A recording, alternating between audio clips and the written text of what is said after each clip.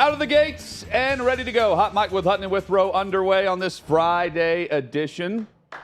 We made it. I'm applauding Friday, Hutton. You just say the word Friday, and I start applauding. Next 3 hours, we're going to get you to the weekend. Trained monkey over here. You say Friday, I start applauding. That's what our audience is doing right now. They're applauding.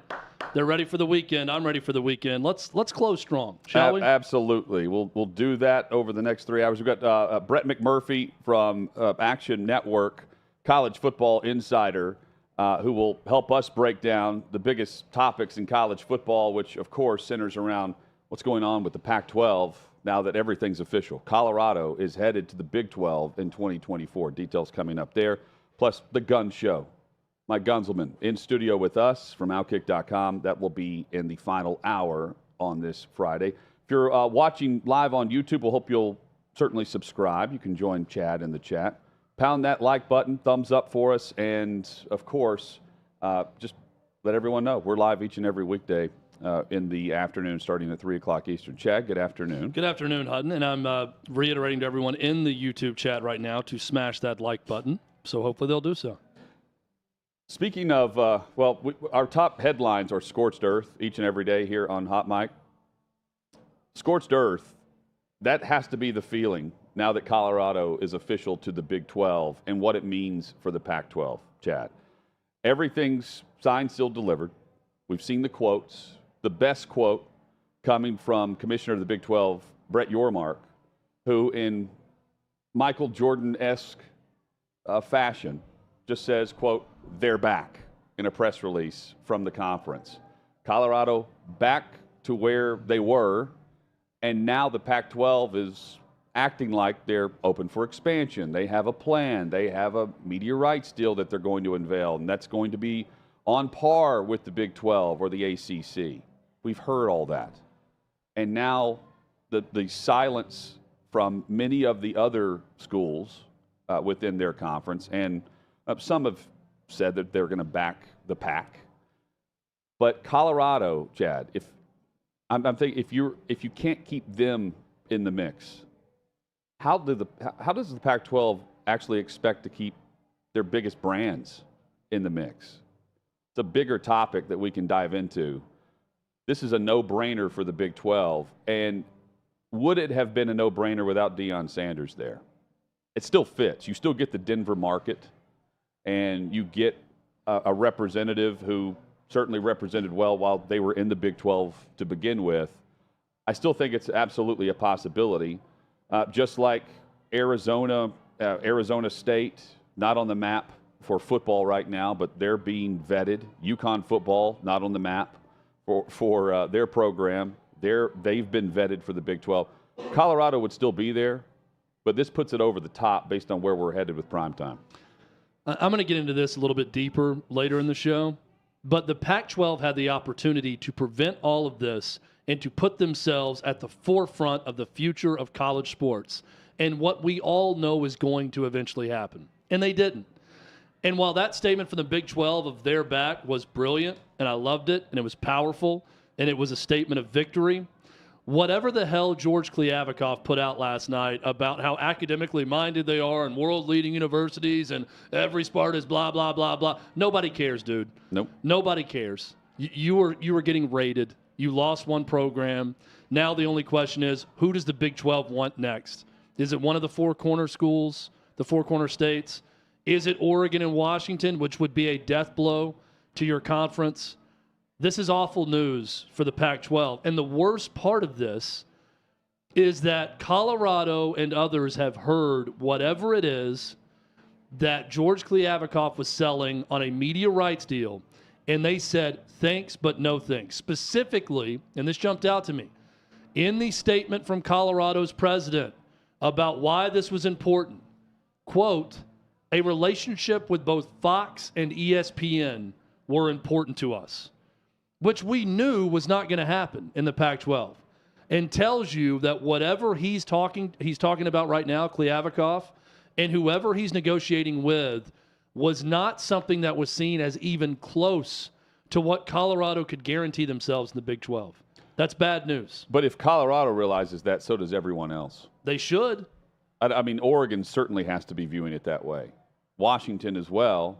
They're waiting. It feels like they're waiting on the Big Ten, or are they?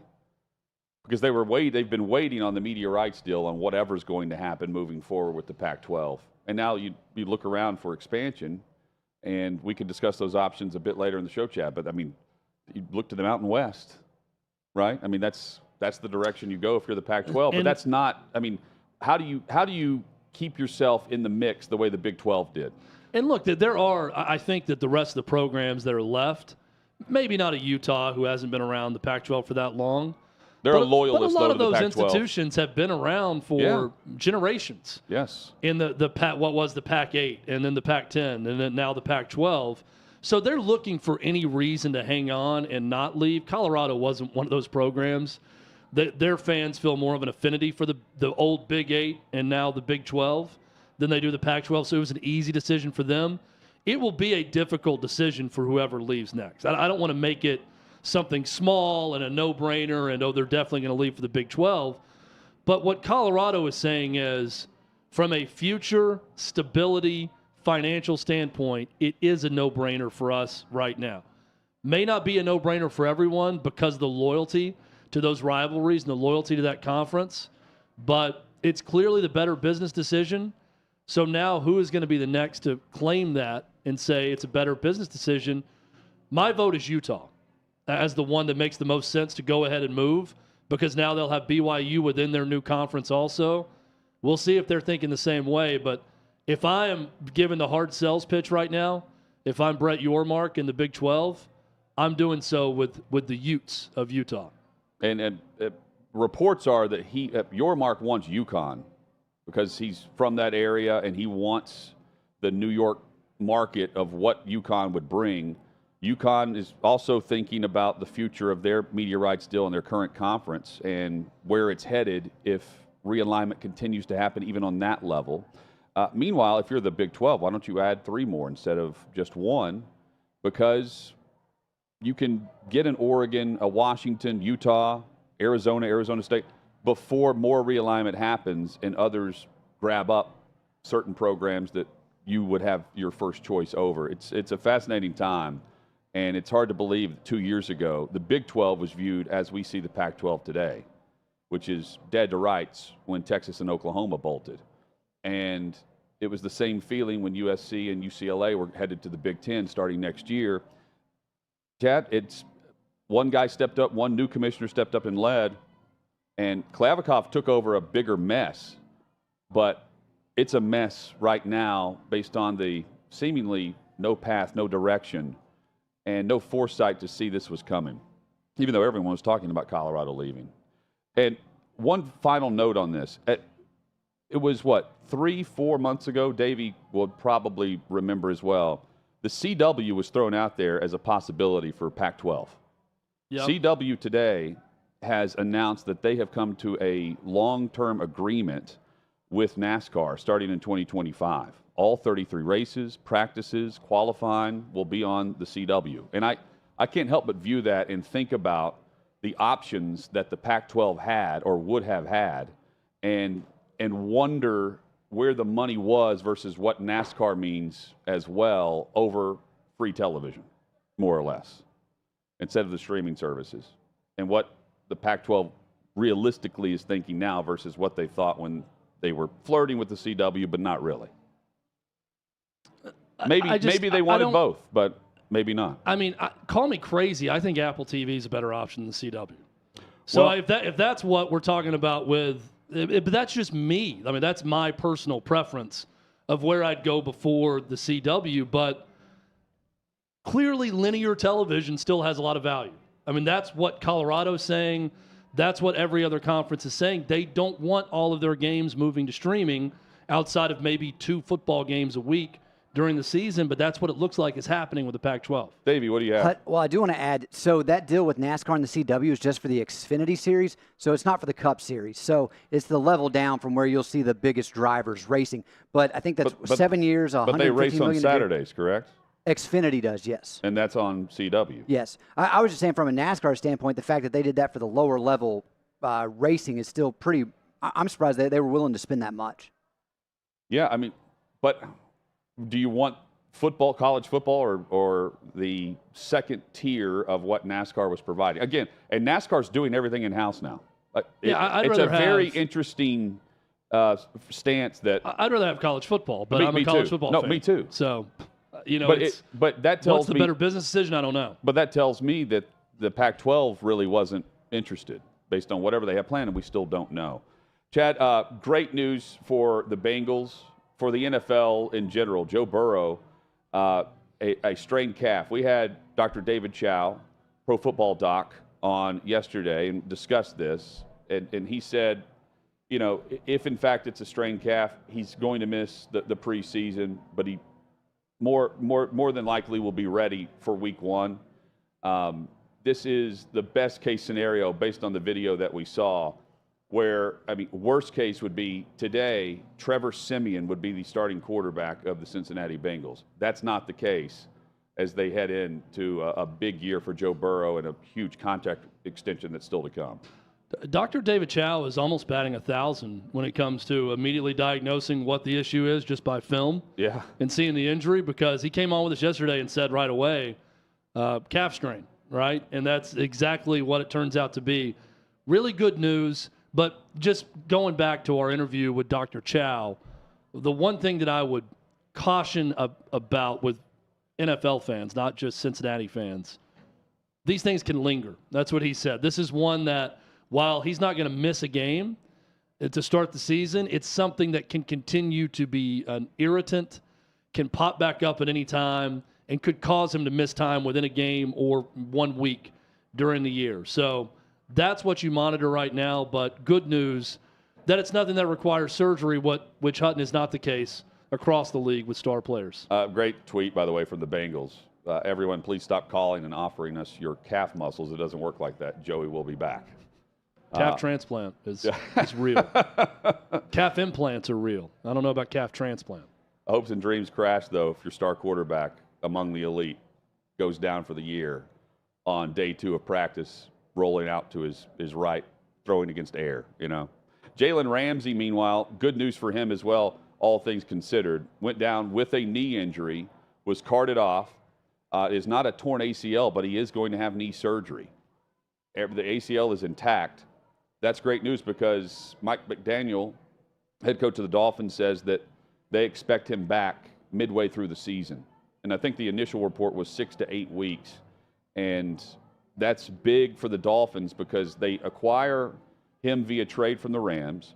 They will pair him up with Xavier Howard whenever he's back. And he's known as that star player, the quote-unquote star defensive player where he moves around and can match up well.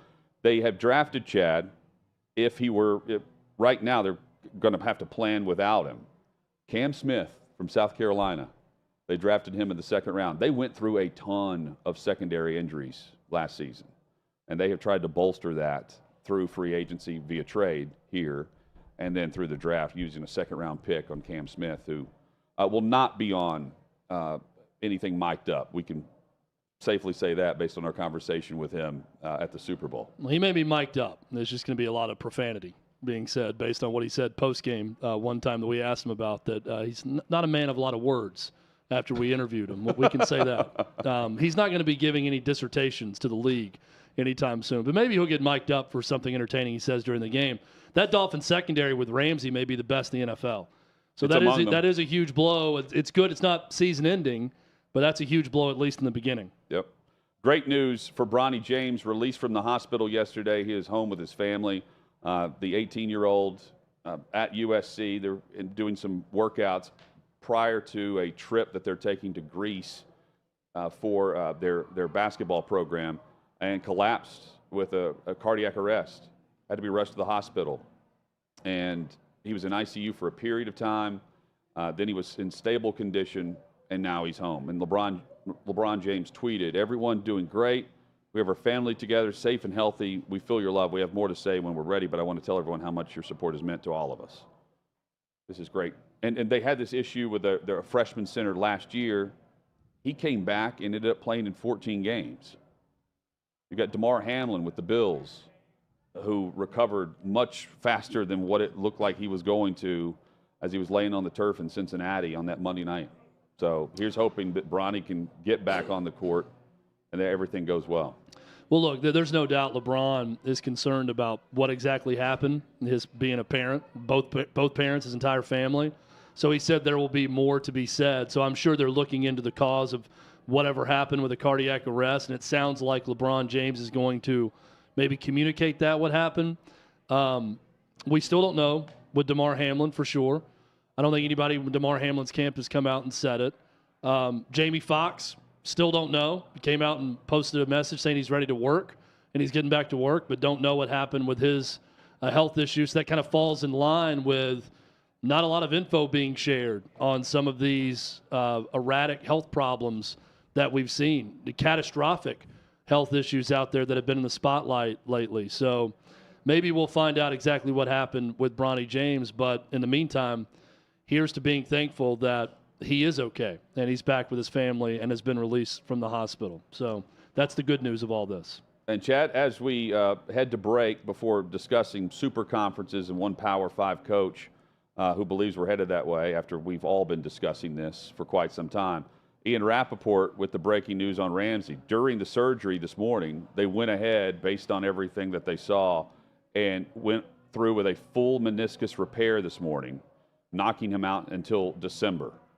So it's lengthened the recovery time by about a month and a half based on what Mike McDaniel said earlier. Stay tuned. We discuss where we're headed with college football and why we won't admit it.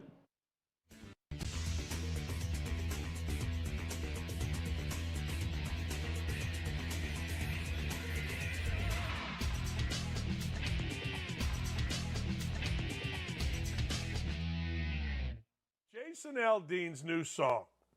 Jason Aldean's new song, Don't Try It in a Small, Try That in a Small Town, is awesome. It's basically saying to you Antifa clowns out there and you rioters, look, you can go ahead and burn down Democratic-run cities. And the cops, at least in Indianapolis, will be told by an alleged drunken mayor to stand down. That's fine. But don't try that in a small town. You saw what happened in Crown Point, Indiana. Crown Point, Indiana, there was rumored that a group was coming in to tear it up. Crown Point's just a little south of Gary. And all the fellas got their shotguns out and lined the streets. Do you know how much trouble there was in Crown Point, Indiana? Bam. Zero. Zip. Nada. Liberals went nuts. Oh, this is racism. No, not really. Hey, there's white Antifa. There's black Antifa. You're just protecting your streets. You're just protecting the businesses that you use. See, here in Indy, we did not protect the businesses that we use. We let idiots run wild. We let idiots burn. We let idiots break. We let idiots destroy. That's not the way to go about it. You try that in a small town. Here's what happened in Ottawa Lakes, Michigan, where my wife's from. There was a rumor, group was coming up from both Toledo and Cincinnati. And they were going to go into this gun store and loot it. Word got out. Neighborhood app got started. You know what happened? The fellas, I think it was Ottawa Lakes. There's another town right there. It could be a different town. I don't know. They're all there. You know what happened? The fellas surrounded and protected the gun store. You know the rest of the story, right? The Antifa pussies came up, looked around, saw they were being challenged, and like every single group of bullies, turned around and left. Damn right. That's a small town. And if you think Don't Try It in a Small Town country music, television or whatever is racist, tough. Good for you. We don't. It's number one on the charts. And I put out a tweet earlier today of an African-American guy, big, strong guy, that said, hey, don't be coming down here to Alabama. African-American guy. I'll retweet it. Said, don't even think about coming down here and starting that crap. Don't even think about it. Well, guess what? He ain't wrong. It ain't about black or white. It's about protecting the businesses that you use against people that are trying to destroy your town. And Jason Aldean ain't wrong, baby. And you liberals can bitch and whine and moan and write your articles and try to cancel him or cancel me for standing up for it or get mad at OutKick. I don't care. I love seeing what happened in Ottawa Lakes. You want to come in here? Ain't happening. It just ain't happening. Crown Point, Indiana, everybody called them racist because it was white guys with shotguns. You know what they did? They protected their town. I wish we'd have protected our town here in Indy. You go into Indy, it is awful, horrendous, horrific. Nothing going on downtown for the most part.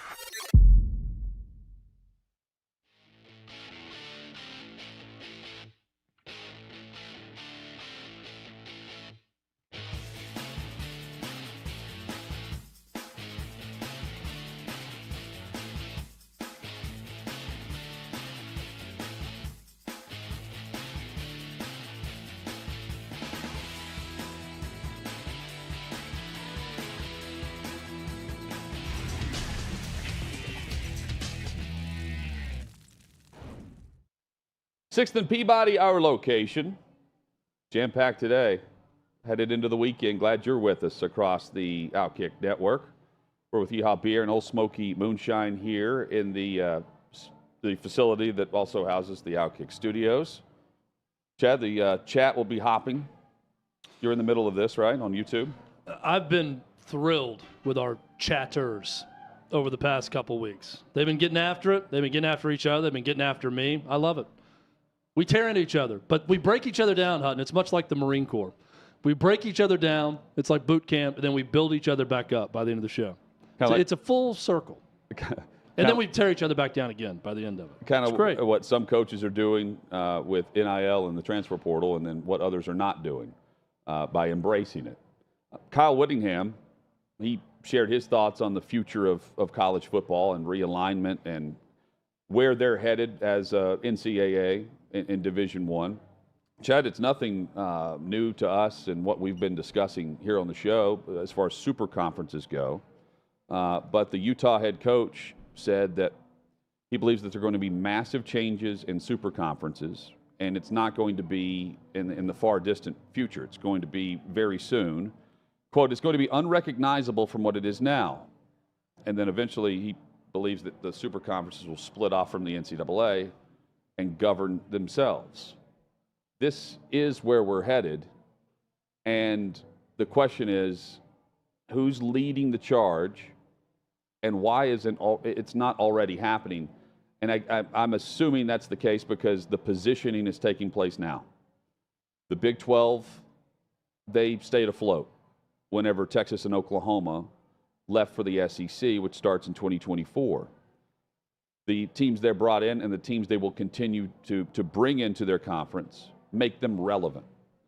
The ACC, they've got a grant of rights that keeps teams with them, at least for the future here, through 2036, unless they go back to the table with ESPN. But what's the incentive there if everything's status quo for the time being? And then, of course, SEC, Big Ten, they're leading. And we're waiting to see what happens with the other Pac-12 and the other teams there. Chad, this is, yes, I'm buying what he's saying.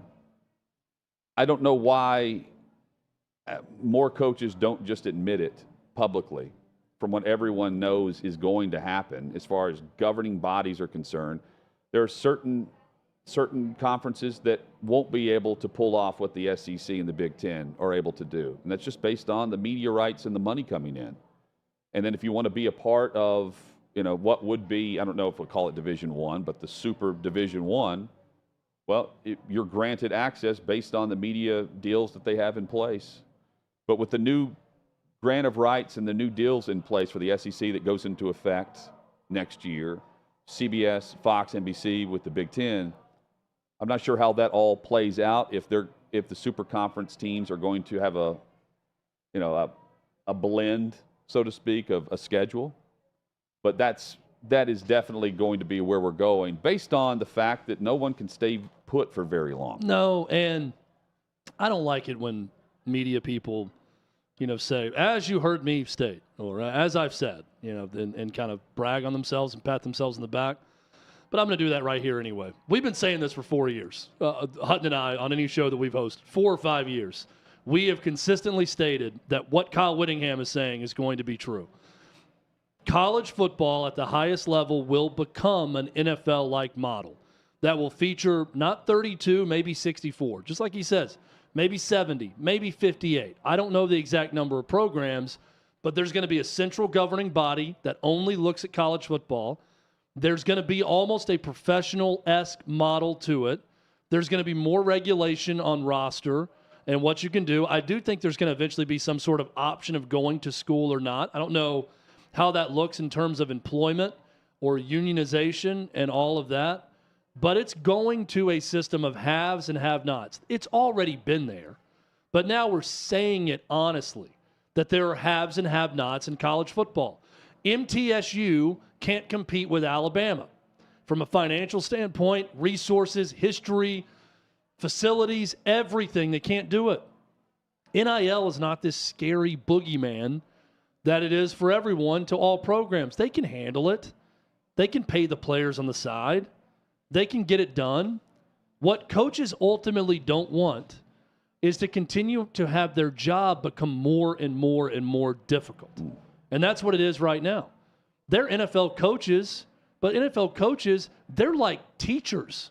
No disrespect to teachers, but they're like teachers who have summers off compared to college coaches right now. How much better is it being an NFL coach than a college coach? You got a GM. You got a personnel department. You got a salary cap person. You've got everyone to handle all this. The college coach is left to handle everything and manage every part of it. Payments to players.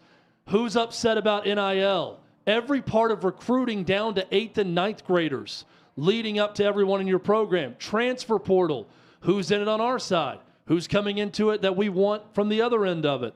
All of that. Now, they're paid very well, and they're not claiming that they're not, but they hate this because their job becomes murkier and murkier, and their responsibilities grow, and with that becomes a lot of confusion. Well, and you can't even run. You can't even run your players for discipline now. And exactly. I mean, exercise is punishment. Like, this was the one thing that I feel like every coach at every level's always had in their back pocket. Oh, you screwed up? Go run stairs. Right. You missed 8 free throws in that game. Guess what, little Timmy? You're going to run suicides now at the next practice. I mean, we did this all through. You had to go shoot a 1-and-1 after you ran suicides. And if you missed the front end, you had 2 more suicides. If you made both, practice was over. Like, that's practice. That's exercise for punishment. For messing something up in practice if you missed a free throw. Like, this is not something new. That this is what come out of the Minnesota story. And we're digressing a little bit here. But that's the problem that college coaches have. I like that Kyle Whittingham at least is saying what we all, anyone who follows this knows. We had Hendon Hooker. We talked to him last week at SEC Media Days. Hutton, you asked, what's going to happen with college football? And what was his immediate response? Super conference. Yeah, super conference is happening. But here's the one detail, though. The one thing that is tough to figure out is, and this is happening behind the scenes, there is no doubt in my mind Greg Sankey is leading the charge here. Tony Patetti leading the charge here behind the scenes. They want federal legislation to be set up for name, image, likeness, and just regulating the law instead of the rule that the NCAA doesn't enforce. They can't enforce. The detail that Whittingham says, where he thinks it's in the very near future, 2 to 5 years from now. That's the part that I think is worthy of dissecting from what he's referring to, instead of the long-term TV contracts that we're currently seeing, because Sankey and Patetti will be able to get the networks together. They will. And then we'll see what happens from the branch off in terms of how you're crowning a national champion and all of that. It will be the college version of the NFL at that point. Yeah, David Griffin in our YouTube chat says a little bit about this. We're just talking about Petitti and Sankey can make this happen. He says, Joel Klatt says there is a large pile of money that networks dedicate to live sports. The NFL gobbles up most of it, leaving all other sports to fight over the rest. That is true. But the sports that are trying to gobble up the rest, those that are in trouble, the one we opened the show with, like the Pac-12, is having a hard time getting those scraps. Big Ten and SEC is not going to have that problem. No. Those are two that are still going to be able to play ball at a high level with incoming media money. Now, is it going to be what it has been in the past? Maybe not exactly. Maybe it plateaus and it doesn't continue to go up. Maybe it goes down a tad, but they're still going to make a ton off media rights, off networks moving forward. So those are the conferences that are immune. College football is a sport that is immune to this because college football, in many ways, is America's second sport behind the NFL.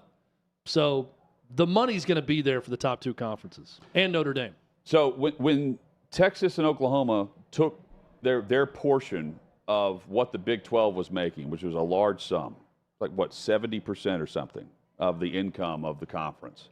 Crazy. And that's counting everything that Texas had on their own.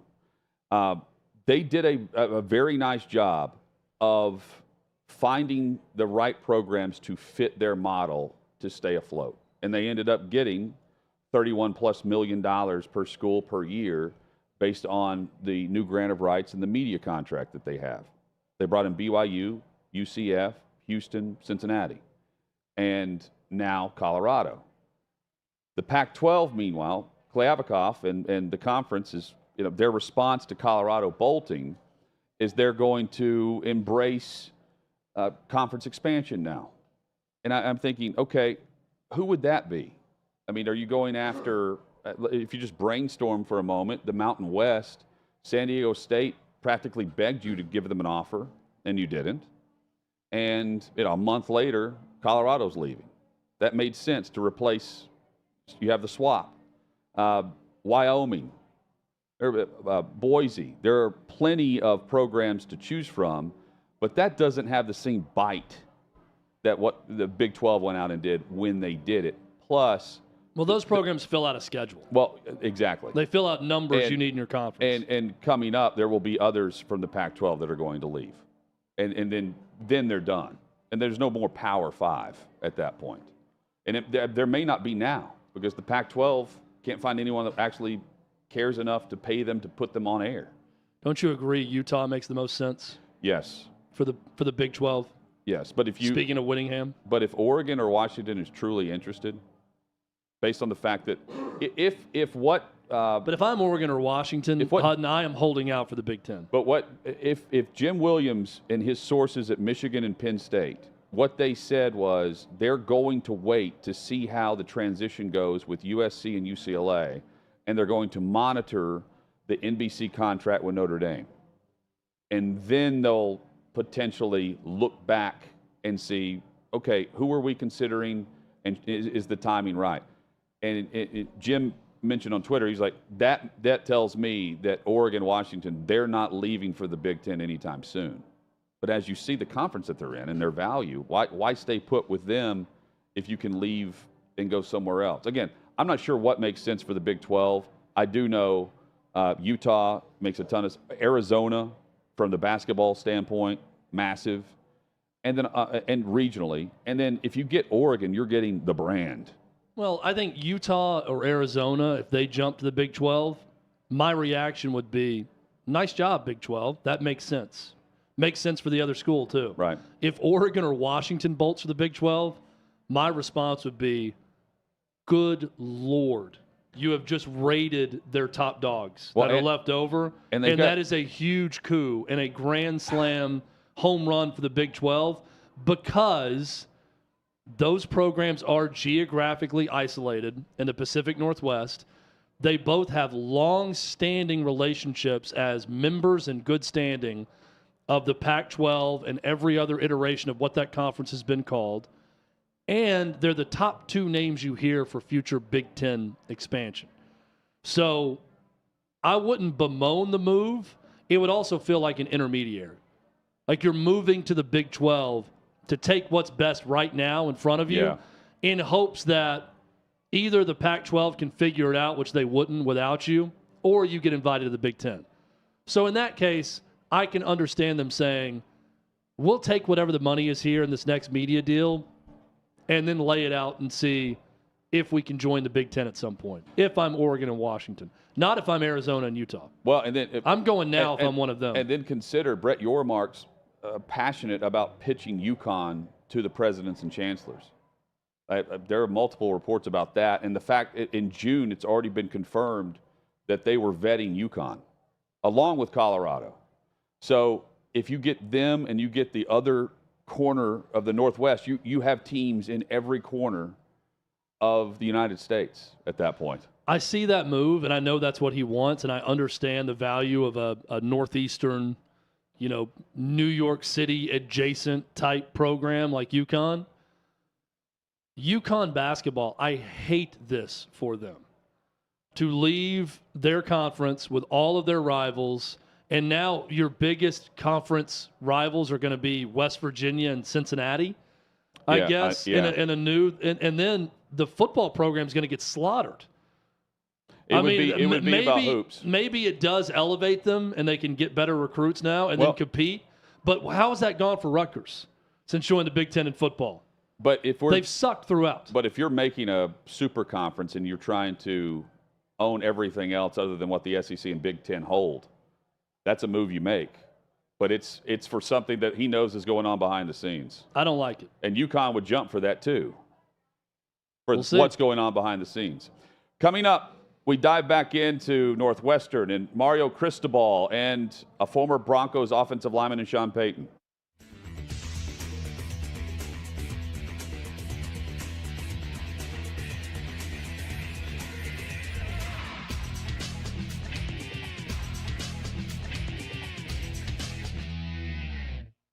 Two biggest social media giants, Elon Musk and Mark Zuckerberg, are set to battle it out, and I'm here on Broadway asking people who they put their money on.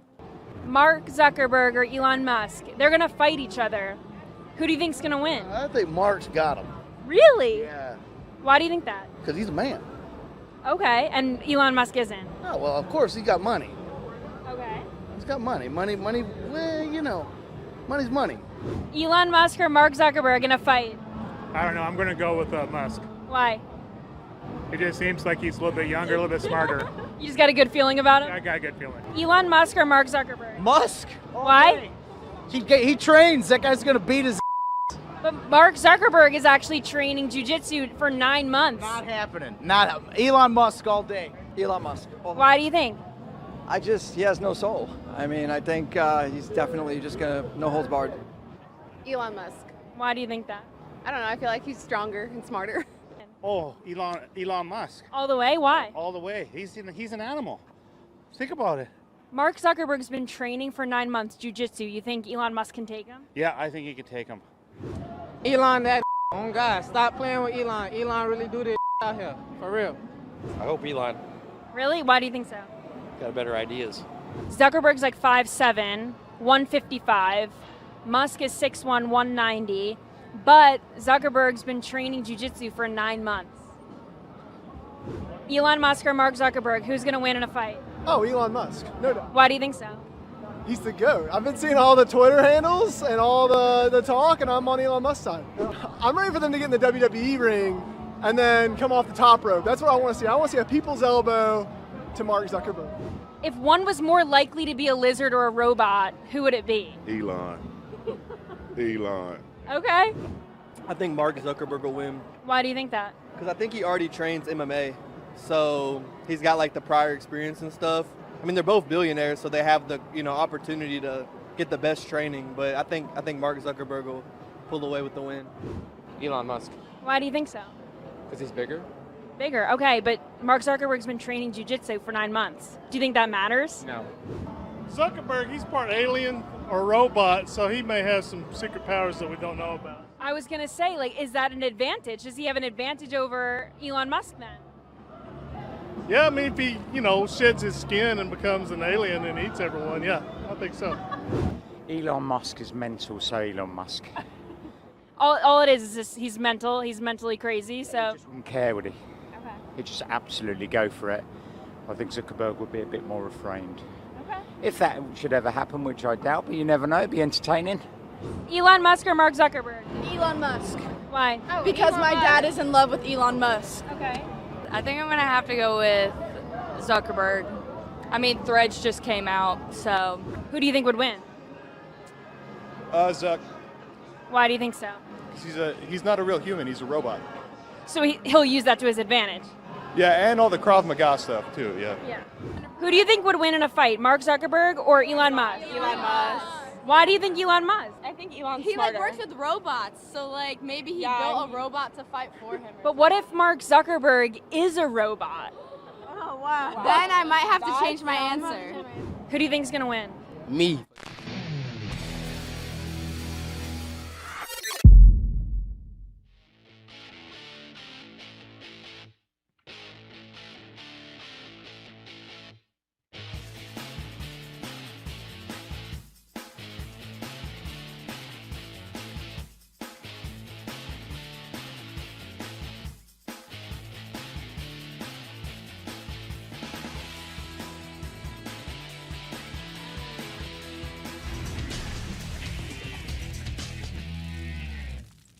Coming up in just about 20 minutes, Brett McMurphy joins us with the latest on Colorado to the Big 12 and what now for the Pac-12. Hot Mike with Hunt and Withrow rolls on across the OutKick network. Chad, better leadership, and I'm talking just from the very top, Pac-12 or Northwestern with the president, Michael Schill? Ooh, this is quite the selection. I'm going to go Pac-12. I think both suffer from arrogance, and that's what gets them beat. So, yeah. There is something in the studio, by the way, that is just choking me out every single day. I get in here, it's like a sawdust sensation in my throat that I have every day. I breathed it in too right there. I apologize. No, I think both suffer from a bit of arrogance, and that's been their problem. Well, and also just assuming things that just aren't going to fall in their favor, a week later, a month later, a year later. Bizarre language here. And maybe this is just buyout language that they're skirting around maybe. So Jim Foster, the baseball coach at Northwestern, also fired. And I'm using that term even though Northwestern's trying to clarify it. Pat Fitzgerald was fired. And baseball coach Jim Foster, he's out too. But the Daily Northwestern, who's doing a great job, we need to get someone on from that paper. They're now saying, based on a conversation with Michael Schill, the president of Northwestern, he was not fired, which had been reported by many outlets, including the Daily Northwestern. President Michael Schill told the Daily that Foster had been placed on quote unquote indefinite suspension. Okay, so I'm going to pause right here. Just remember, indefinite suspension. Quote, he wasn't fired. He won't be coaching again. What? Indefinite suspension, like in just perpetuity now?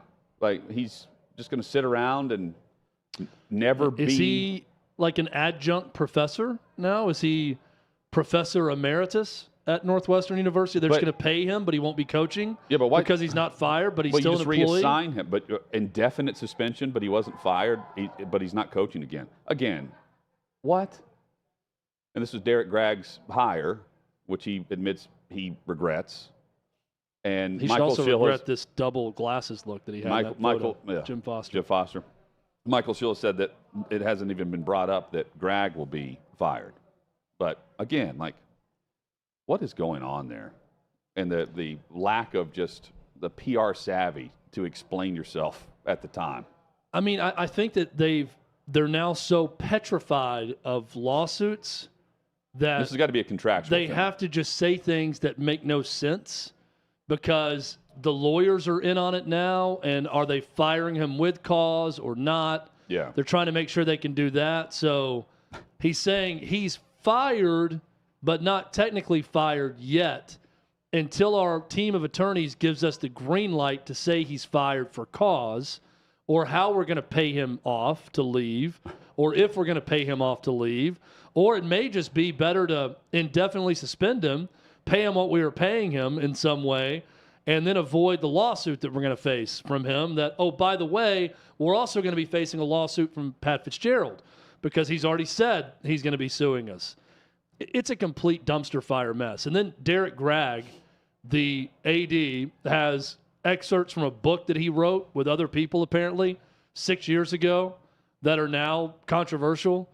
But Northwestern hired him knowing this book was out there, and I'm guessing having seen it and read it. It's a odd situation throughout. Well, he had a book in 2015 called Women, Man's Greatest Distraction, where he called women man's greatest distraction. He also discussed booty-shaking sex kittens. That's the quote. I read the full excerpt. There's nothing controversial about what he said. Well, I'm here to tell you this. Like, everyone, Nicole Auerbach can be offended. All she wants, and The Athletic can be offended by it. I read it. I don't see anything offensive about it because what he's talking about are men he said that he feels bad for women that debase themselves to a level and don't respect themselves. And then they do this because they're trying to get the attention of men, but how men should always respect women. And even if they are doing this in front of you, you should still respect them. There's very little controversial. Like, you can clip that part and say booty shaking sex kittens or whatever. And then there's this I think grass that, oh, well, now this is what he thinks about all women. He brought that up on based on music videos and how they portray women. Yes. As that. And when he's talking about women as men's greatest distraction, he's discussing this. It's not in the context of all women are nothing but a distraction to men. There's nothing like that in the book. It's in context with what he's talking about with this. Women can be men's greatest distraction, which is true, by the way. What he wrote in the book is not false. There's a lot of truths in what he wrote. This guy should be fired because he's an idiot and because he's done a poor job at Northwestern, and they need to clean house and start over. He does not need to be fired because of what was written in this book 6 years ago. All the recent hires would be I hope fired Northwestern comes out and says that. Yeah. Yeah, this isn't that big of a deal. Well, I mean, Sorry. but just going back to the baseball coach, he was let go for bullying and abusive behavior allegations. And now he's just on indefinite suspension. I hope he didn't write a book while he was at West Point. That's really going to be used against him. Michael Schill will be writing one. Yeah, that book's going to be used against him. Mario Cristobal goes after the social media tough guys. And he's saying that in this context from media days where the Miami coach is speaking to media, the social media tough guys who always complain about NIL and the transfer portal without having any solution. Chad, what were we talking about last week with Shannon Terry and Grant Firking? Oh, it was this week. So, excuse me, earlier this week. The weeks all run together and now. from SEC Media Days, where there's a lot of complaining, and that's not just social media, it's coming from coaches too.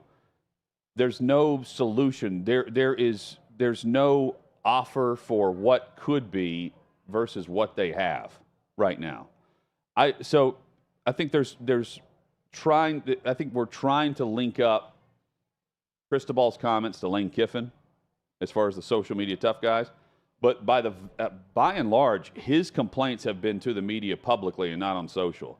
His stuff with Feinbaum has been back and forth, but I don't think he's directly talking about some of the coaches as much as it is everyone on social media-wise and fans, although I haven't seen many fans that hate this, complaining about NIL and the portal in general. Yeah, and maybe the system. I didn't hear the entire interview, so apologies if I'm incorrect on this. I had a hard time linking coaches to what he's saying. Oh, yeah, I know. But about this with social media tough guys, because all the coaches have said this, mostly in the media other than Kiffin, who will tweet about it. I know Kiffin went back at Paul Feinbaum about this when Paul Feinbaum criticized him and went hard after him. So some of the coaches have tweeted certain things about it, but mainly it's when they're asked about it. In media availability, they'll talk about it and say the problems with it and what they don't like. It really boils down to coaches, ADs, school presidents, people that run the NCAA have lost power, and they want to get a lot of that power back. They also want to understand the rules and regulations, or if there are any, and move forward, but they ultimately want that power back that they had before that they don't have. Mario Cristobal is saying, stop talking and do. If you've got a solution, go about doing it. If not, it's just smoke in the air, and none of it really matters. But Mario Cristobal isn't offering a solution, and I don't know that he wants a solution. I don't think he does. Based on what he's saying, he's like, hey, let's just deal with it. We're going to work in the space that we're in right now, and if there are no regulations, fine. There's nothing that's going to stop us from being relevant as a football program again. Well, I applaud this approach by him. It goes back to the universities that allowed their athletic programs to embrace the free-for-all the day it happened, July 1st, 2021. Tennessee comes to mind. Of course, the Texas schools, the state laws there are embracing it to a much larger degree than across the country. And then at Florida with Miami, with Ruiz is there. They embraced it immediately too. So, Christo, it's the coaches that love this are coaching at universities that have had this going for a couple of years. Meanwhile, everyone else is trying to catch up because it's not going away anytime soon. Chad, neither is the feud between, Sean Payton and the NFL world, who he's put on blast. He's roasting practically everyone or anything regarding the gambling policy to the job that Nathaniel Hackett did a year ago, worst coaching job in history. Anything that took place last year, we're going to do the opposite. He's since apologized for the way he came across. And how did he compare it? He thought he was not the head coach, but... Yeah, I think we'll probably have video of this a little bit later, I'm guessing. And but he basically said, I had my Fox hat on, and I immediately regretted it. We'll talk more about it later, because I do want to hear exactly what he had to say. But the bummer of all of this is we thought we were getting a truly honest NFL coach, and one day later we realized we're not going to get that. We're going to get more cliche machines. Well, I still think he's going to be honest. Gruden was on. This reminds me of Gruden. Gruden, the media analyst versus Gruden, the head coach. And Peyton's still going to tell it like it is. He can't walk. Everyone agreed with practically everything he said, by the way, about how horrific it was a year ago. Except for one guy. Well, except for the Jets, that locker room where Nathaniel Hackett's the offensive coordinator. Offensive lineman Billy Turner, he's now with the Jets. He is a great friend of Nathaniel Hackett, knows his entire family practically. And he has been with him from the Packers to the Broncos, now the Jets.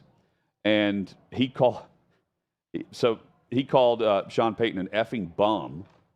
And mentioned Bountygate. Hashtag Bounty. 2012 Bountygate. On a tweet. It's outstanding, quite frankly. So were the comments by Sean Payton. But he called out Payton in the full tweet seems like someone started training camp and is trying to soften the blow after realizing what he's in for this season. Effing bum. Hashtag Bountygate. That's not a ringing endorsement of what Peyton's inheriting there in Denver. He's saying, yeah, the team sucks. The ownership sucks. The whole place sucks. So good luck. Now he realizes that, and he's going to take shots at the coach to soften whatever's going to come and say, oh, I'm just cleaning up a mess. You know what I think he's apologizing for, really? And we'll hear it later without directly saying it.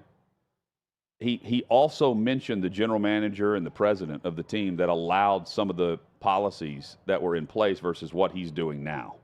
I don't think he regrets what he said about Nathaniel Hackett. He mentioned he didn't know him. Well, the guys in the front office, I mean, you can tell based on the comments that were made to Jarrett Bell, who's running things, who's the decision maker. Sean Payton, based on the contract he just received. And in regards to George Payton or other executives for the Broncos, he's like, yeah, they didn't even let Russell Wilson bring his personal quarterback coach here. And that shame on us. To use his term from the gambling policy from earlier in the week. Yeah, I think he also probably saw that if I say things like this and be this brutally honest and go after someone, this does open the door a little bit for my players to do that, and it's not the precedent I want to set. To go scorched earth to this level, probably not an example I want to lay out there for them to also think they can do. and that's why he wanted to wipe the slate clean a little bit with this apology today. But the words have been said. We know what he truly thinks. And wipe the slate. I think that's what he did with his locker room, though. He put the blame on who's not there, not who remains. Specifically Russell Wilson. But part of the blame, though, is in the front office, which he referenced vaguely. Well, he's also setting the standard of expectation to be playoffs. Yeah, he said, I'm going to be pissed off if we don't go to the playoffs. With this roster. That's a message to your locker room saying you were good enough to be in the playoffs. You should have been there last year had you had sound leadership. Well, guess what? New boss is in town. You got sound leadership. We're going to the playoffs. That's what he's trying to get across to his team. Yeah, no more Mr. Nice Guy as a coach that was there a year ago. He came in and changed a lot of things. Social media team, he put on blast as well with the Broncos. Yeah. They're out. Brett McMurphy joins us next. Conference realignment and what's next for the Pac-12 and Big 12.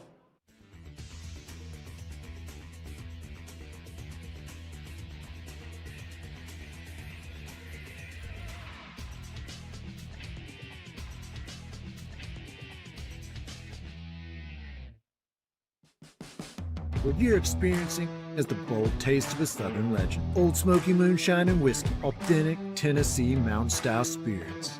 We believe in crafting flavors that were born from tradition but defy expectation, and pioneering a new experience with every sip. Because if it doesn't do this, it ain't this. Old Smoky Moonshine and Whiskey. Come on.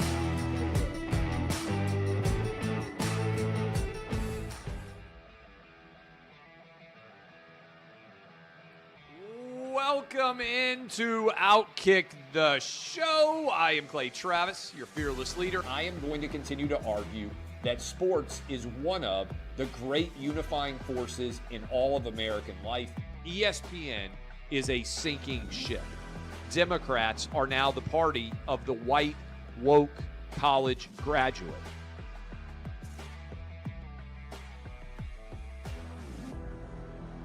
We live in a land of participation trophies. You gotta lean into the turns.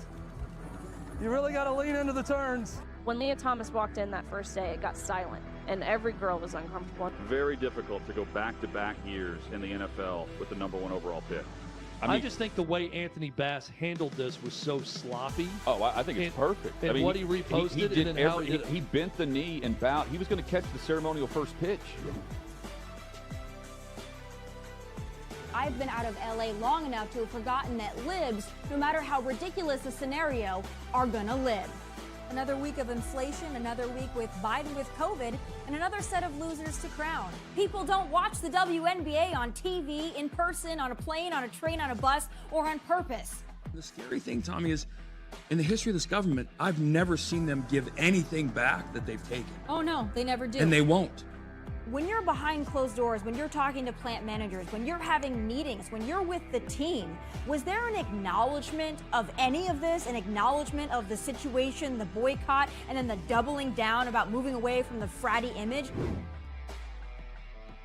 We've seen coaches throw water bottles. We've seen coaches act like idiots. We've seen coaches slap other coaches. But I think if you're involved in carjacking, you're inherently a rotten human being. The level of stupid that sometimes gets on our YouTube chat just gives me a headache. You're born a male, play with males. You're born a female, play with females. Don't at me about it, people. I'm pissed off about this.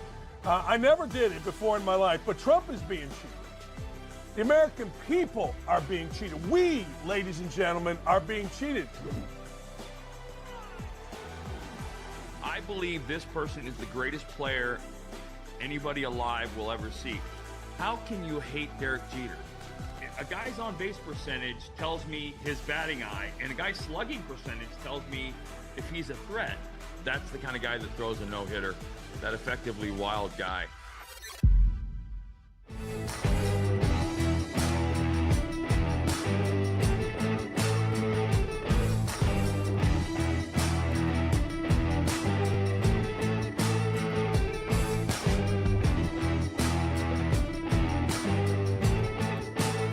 Old Smoky Moonshine and Whiskey, a bold taste of a Southern legend.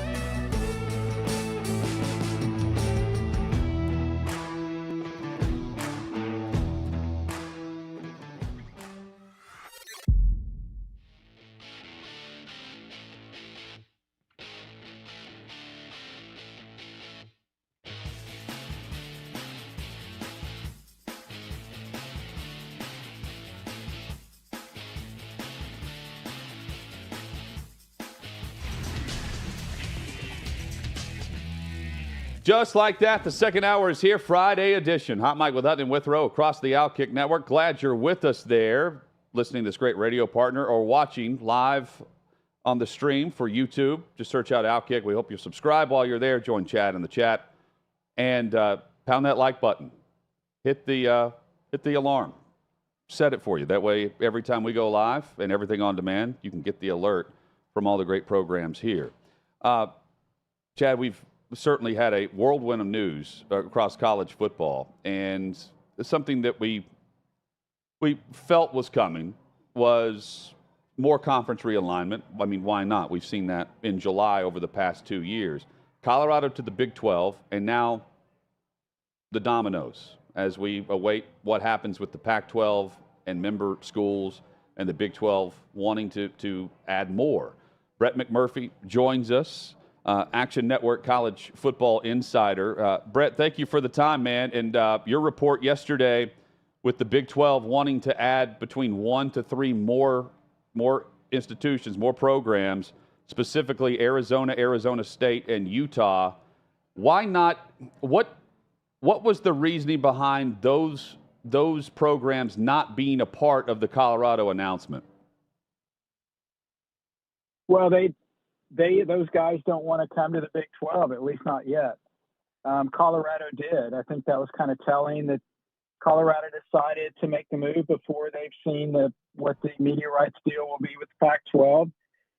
Usually when you change conferences, or even, for anybody out there, just whenever they change a job, you usually wait to see what your current offer is going to be before you move on to something else. So I think that's how frustrated Colorado was. Utah, Arizona State, at least up to this point, I feel like they're committed to the Pac-12. But, look, everybody's committed till they're not committed. Will that change their mindset now that Colorado's gone? Because this is not the Pac-12 that any of these guys signed up for. There's no USC, there's no UCLA, there's no LA market. That hurts recruiting. And now one of your biggest markets in Denver is now leaving, and you could lose another school. So that's why, they didn't do it then, because they didn't want to go. Will that change? We'll have to see. But, like you said, I reported yesterday, the Big 12 has 13 members with Colorado coming in next year. They will not have 13 members next year. They will have a minimum of 14. And what they're going to do is they're going to wait and see if they can get another Pac-12 program. And how long will they wait? There's not a deadline as of yet. It could be a couple of weeks, couple of months. Keep in mind, even though it's for next year, when Missouri left the Big 12 for the SEC, they didn't announce that until November, and then they started playing in the SEC the next year. So I think probably the latest it would go would be the first of the year. But they're going to wait and see if they can get any Pac-12 schools, and if they do, they will take them. If they can't get any Pac-12 schools, then they would have to find a Group of 5 school to make the jump, which probably won't be hard. But really, their dream scenario is to get the 3 schools you mentioned, so they'd have all 4 corner schools: Utah, Colorado, Arizona, and Arizona State. And obviously, I think Oregon and Washington also might be a possibility, but it's kind of felt by pretty much everyone involved that they're kind of holding out to try to get to the Big 10. So I think the Big 12 would probably prefer not to bring in Oregon and Washington, thinking that they may only be there for a couple of years until they get a Big 10 invite. Of the first 3 we're discussing here, Arizona, Arizona State, and Utah, who's at the top of the list for your mark in the Big 12? So I really don't think anyone is, quote, at the top of the list. I do know that Arizona is further along in the process than any other school. I reported yesterday that Arizona President Bobby Robbins and your Mark met at the Final Four in Houston, back in late March, early April. So they've had in-person meetings. There were discussions about Arizona potentially coming to the Big 12. So they're further along. But I kind of liken this to kind of like a mile run, if you will. Old school, I guess it's now at the 1,600 meters. Arizona's in the lead after 2 laps. It doesn't mean they can get past, that there's not a chance they can get passed by.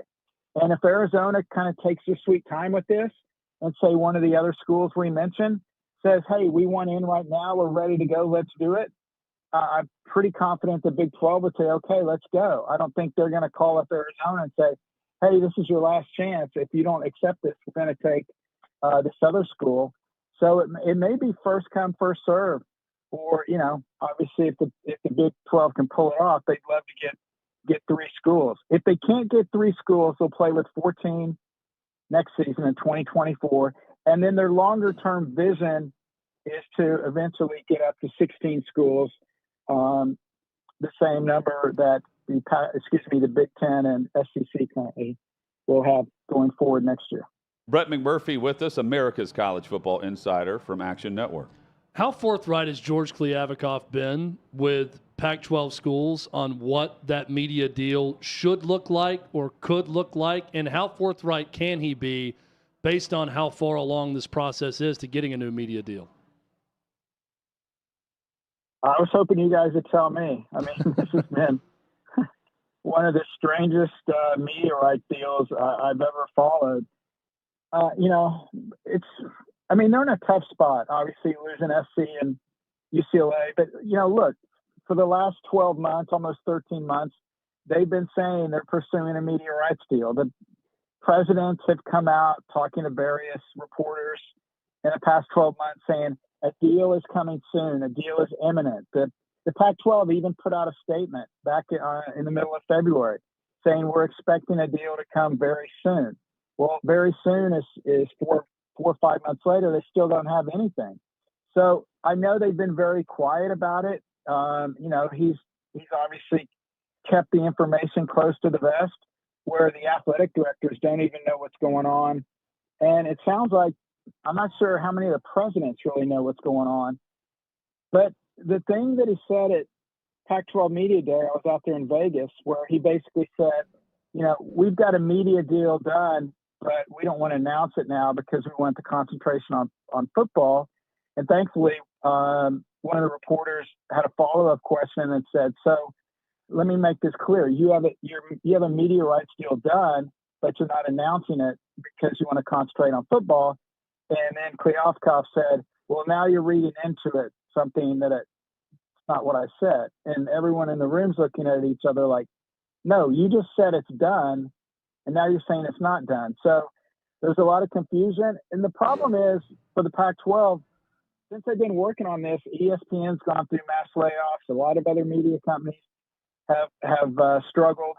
And so really nobody knows where they're going to end up. ESPN and Fox don't need the inventory to add the Pac-12. That was something Colorado AD Rick George said at the press conference announcing the move to the Big 12. He went to the Big 12 because of more stability, and we want to be aligned with ESPN and Fox. So in a way, he's saying the Pac-12 will not be aligned with ESPN and Fox. Who will they be aligned with? Will they be heavy with streaming services? Will they be some kind of offshoot network like the CW or something like that? It's an unknown. Nobody really knows. And until they get this deal done, there's going to be speculation that teams are going to leave for the Big 12. So let's go back to the Big 12 now. How real is the talk of UConn? And does that make sense for the Big 12 and for UConn? And what exactly is the tie-in with Brett Yormark and this UConn program and what seems to be a bit of an infatuation with UConn? Yeah, well, so what I was told is, they'll try to get the Pac-12 schools. If none of the Pac-12 schools make the jump, then they would decide between one of 4 Group 5 schools: UConn, Memphis, San Diego State, and UNLV. The problem or challenge for San Diego State and UNLV is they would have to pay a $34 million exit fee to get out of the Mountain West. There ain't no way they're going to be able to do that. UConn would have to pay a $30 million exit fee to get out of the Big East. Brett Yormark is very high on UConn. He loves the New York market. He's a New York guy, and he thinks that you're buying a stock low because of how high it can go. For the hopes it's going to go through the roof. So buy low, sell high. That's why he likes UConn. A lot of the university presidents aren't sold on UConn. A lot of the ADs, although they don't have a vote, are not sold on UConn. Obviously, their basketball is off the charts. But this is, largely a football decision, and UConn has struggled in football. Yeah, they got to a bowl game last year with Jim Moore, but they've struggled in the past few years. So this will be fascinating if they do have to go the Group 5 route, where they go, because, San Diego State offers the LA market in theory. UNLV, I think the Big 12 looks at it like Vegas is the place to be. I mean, the Pac-12 just had their media days in Vegas. They have no members in Vegas. So Vegas is kind of one of those buy low products also. Memphis helps geography-wise. I know geography doesn't matter anymore, but they've got huge backing with FedEx. Money talks. That could make the Tigers the pick. And then you've got UConn that, like you mentioned, your Mark really likes them because of the potential of getting the New York market and doing some stuff out on the East Coast. So I know everyone makes it sound like UConn's like the choice automatically. That's not what I'm being told. I'm being told it's between those four. Yeah, it may end up being UConn, but it's not a slam dunk like everybody says. And to be clear, they are not taking UConn over a Pac-12 team because their TV deal grants them pro rata with a Power 5 school. It does not do so with a UConn. So if they add a Group of 5 school, there is no guarantee that they would be paid the same amount of money that they were by adding Colorado. Brett McMurphy with us on Hot Mic with Hutton and Withrow. Does the move for Colorado happen to the Big 12 if Deion Sanders is not the head coach? Man, that's a great question, and I don't know the answer, but I'm going to say unlikely. I'm not saying it wouldn't happen. I'm just saying it's unlikely. Look, Colorado, I was told this was not an emotional decision for them. This was financial. They're going to make more money in the Big 12. Again, they're going to be on ESPN and Fox. People are going to see them. But yeah, make no mistake, Deion did have a big influence on this decision. But Deion is not. It wasn't like Deion said, "I want to go to the Big 12," and suddenly they said, "Hey, let's go to the Big 12 because Deion wants to." They were far enough along where obviously then they brought Deion into the fold and said, "What do you think about this?" He obviously loves it because now he can go recruit in the state of Texas. The Big 12 has 4 schools in the state of Texas. And I think, I don't know if you guys agree or not, but I think that's what's really hurt Nebraska. When Nebraska left the Big 12 to go to the Big 10, suddenly they couldn't recruit in the state of Texas anymore because you can't tell those parents, "Hey, we're going to play down here 2 or 3 times a year." And so Nebraska's Texas recruiting dried up, and Nebraska has not been successful since they moved to the Big 10. So I think obviously Deion was behind it. He was definitely in favor of it. I don't necessarily think if they had a different coach, if they still wouldn't make the move. But I think obviously with him being there, that sealed it and made it a slam dunk. Brett, we've seen with this realignment stuff, it's never just one thing. It always comes in bunches or at least a pair when it happens. Jim Phillips of the ACC came right out and said, "We're open for business. We're always looking for possible realignment and adding to the conference and making it stronger." When you compare that to Greg Sankey and Tony Petitti both saying, "We're not that interested in expansion right now. We're good. We're set." What does that tell you about the current status of the ACC? And what is something that might make sense for that conference if they decide to add? Well, the reason why Tony Petitti and Greg Sankey are saying we're fine, because there's nobody currently available that would add value to either league. We'll say Notre Dame somehow got out of the ACC agreement and suddenly says we're going to join a conference. I guarantee you the Big Ten and SEC would be fighting a death match over Notre Dame. There's no one available right now. It's funny, I talked to Jim Phillips at the ACC spring meetings back in May, and I asked him about expansion. And he said there's nobody that adds value. We're not going to add a Tulane or a USF or anybody like that. That doesn't help us. So that was in May. So I don't know if things have changed that quickly where now it's like, okay, we're looking at who we can add. They do have a pro rata deal with ESPN, which means if they add any new members, ESPN has to pay the league the same amount per school that they're paying the current membership. So then if you bring in a new member, that new member would get a lower amount, and then the rest of the amount could be divided up between the existing members. I don't know, though, who the ACC could really add that's not just going to dilute the product. I don't know. I find it hard to believe they could get anybody from the Big 12. I've seen West Virginia mentioned. I don't know how realistic that is. Is Oregon and Washington want to go to the ACC? I guess potentially, but the travel for that is going to be as crazy as USC and UCLA to the Big Ten. The big difference there is they're only going to make about a third of what the Big Ten schools are going to make. So, are you basically spending all of your travel in your media rights? So I don't know. I think desperate times for everybody, and everybody's trying to figure this out. I mean, we're all headed to the end game. And what that is Big Ten and SEC have 20 schools, and then maybe there's another conference with 16, and then who knows what else is out there. I think Phillips is talking expansion because he's afraid if and when any of these ACC schools challenge their grant of rights, which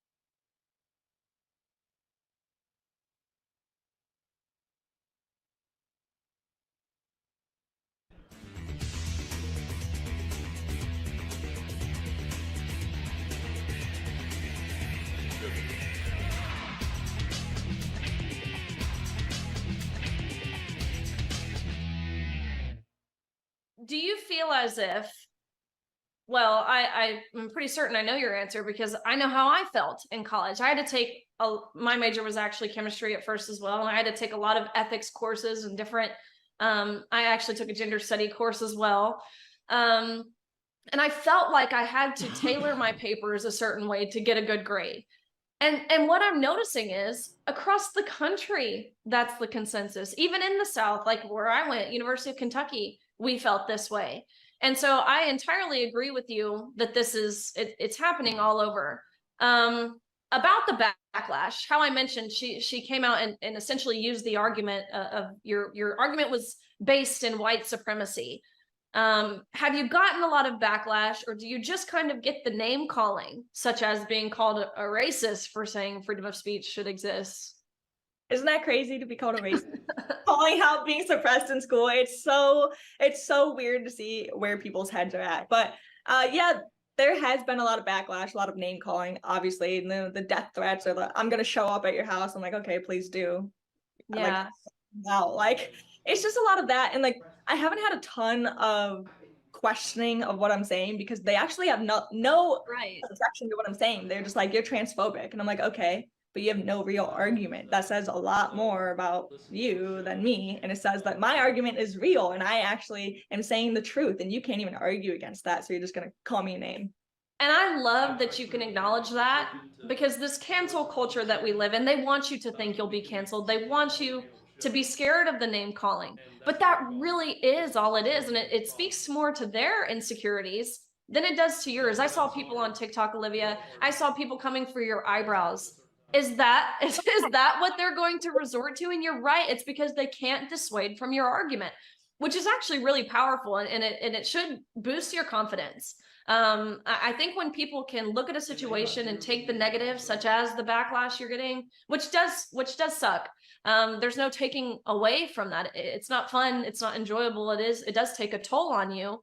But if you can take that backlash you're getting and ultimately use it to fuel your argument, I wish more people had that same perspective that you have. But what about the positive? Have you received a lot of good feedback? Have you had a lot of doors being open for you? Yeah, absolutely. I mean, the opportunities that I have had are just absolutely incredible. And the support from people like you and all these other speakers who have spoken up about, men in their sports. And the ones that really stick out to me are actually the parents of young girls who are messaging me and saying, I have 2 daughters who are running cross country just like you did. Thank you so much for protecting them. Thank you so much for sticking up for them in their futures. And I'm like, that's why I'm doing this. It's not really for me. It's for all of these other girls, and not even just girls, but for college students, for young men, like all of these people. I want to help them. I mean, America was built on freedom of speech. That's why we are what we are. And colleges are now trying to take that away. And like we said earlier, it's going down a bad path. You know, Olivia, you sound like you're filled with hate. You sound just super hateful. No, how could anyone listen to your argument and say that that's hateful? I mean, I hear the compassion coming from your voice, advocating for what you're advocating for. It really is for everyone, all ages, all sexual orientations, even all gender identities. That's who you're advocating for, to be able to speak freely.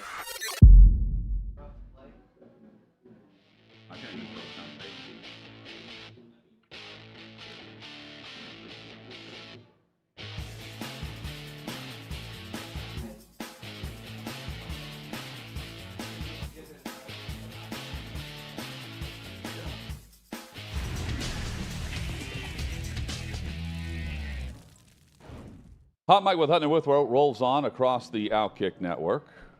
6th and Peabody, our location with EHA Beer and Old Smoky Moonshine. Chad, Sean Payton has apologized. He says he regrets the comments that he made about Nathaniel Hackett and comments to USA Today. The quote, I had one of those moments where I still had my Fox hat on and not my coaching hat on. As you know, I said this to the team in the meeting yesterday. We've had a great offseason relative to that.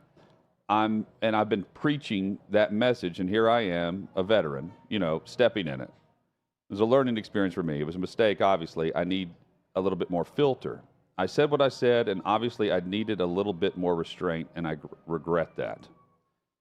Now, the last couple sentences, the last sentence, I said what I said, and obviously I needed a little bit more restraint, and I regret that.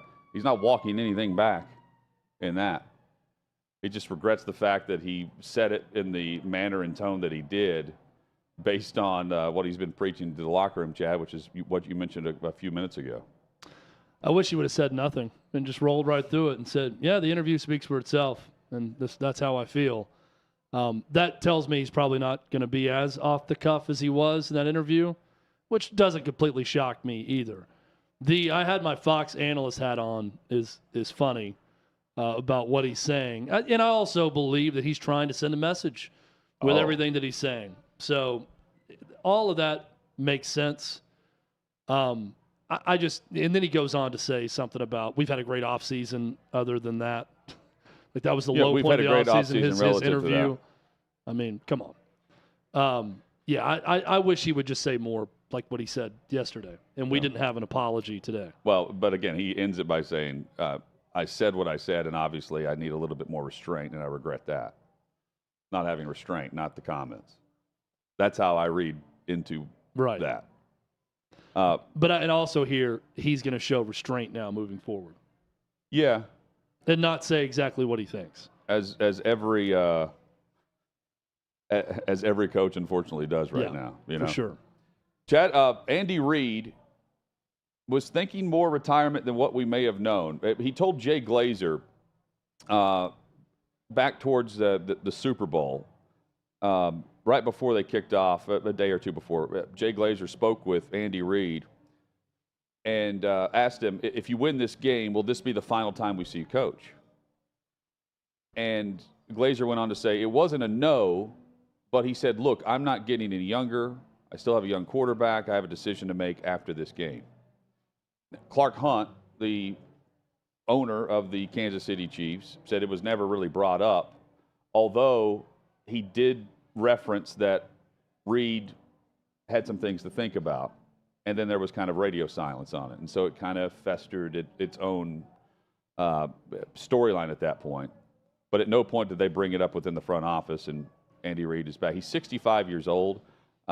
Reading the story whenever it was put out there by Hunt, the owner, it was tied into, not directly, but it was the same headline graph along with the Belichick's on the hot seat. And I was thinking, well, if Andy Reid is thinking about this, going out on top with his rings at 65, Belichick's what, 71, I believe? I don't think Bill Belichick will sit around and let himself get fired. I think he'll step away. I think he'll be given the option to retire. If they don't get it done, yeah, he'll be given the proper. Can I give you a random scenario? Proper here? sailor's farewell. This is us. You can step aside, or we'll fire you. Brainstorming here. If he steps aside or is fired, what do you think Jerry Jones does in Dallas? That's a great question. Again, Jerry Jones loves stars. He loves stars. But, I mean, how old is Bill Belichick again? 71. Man.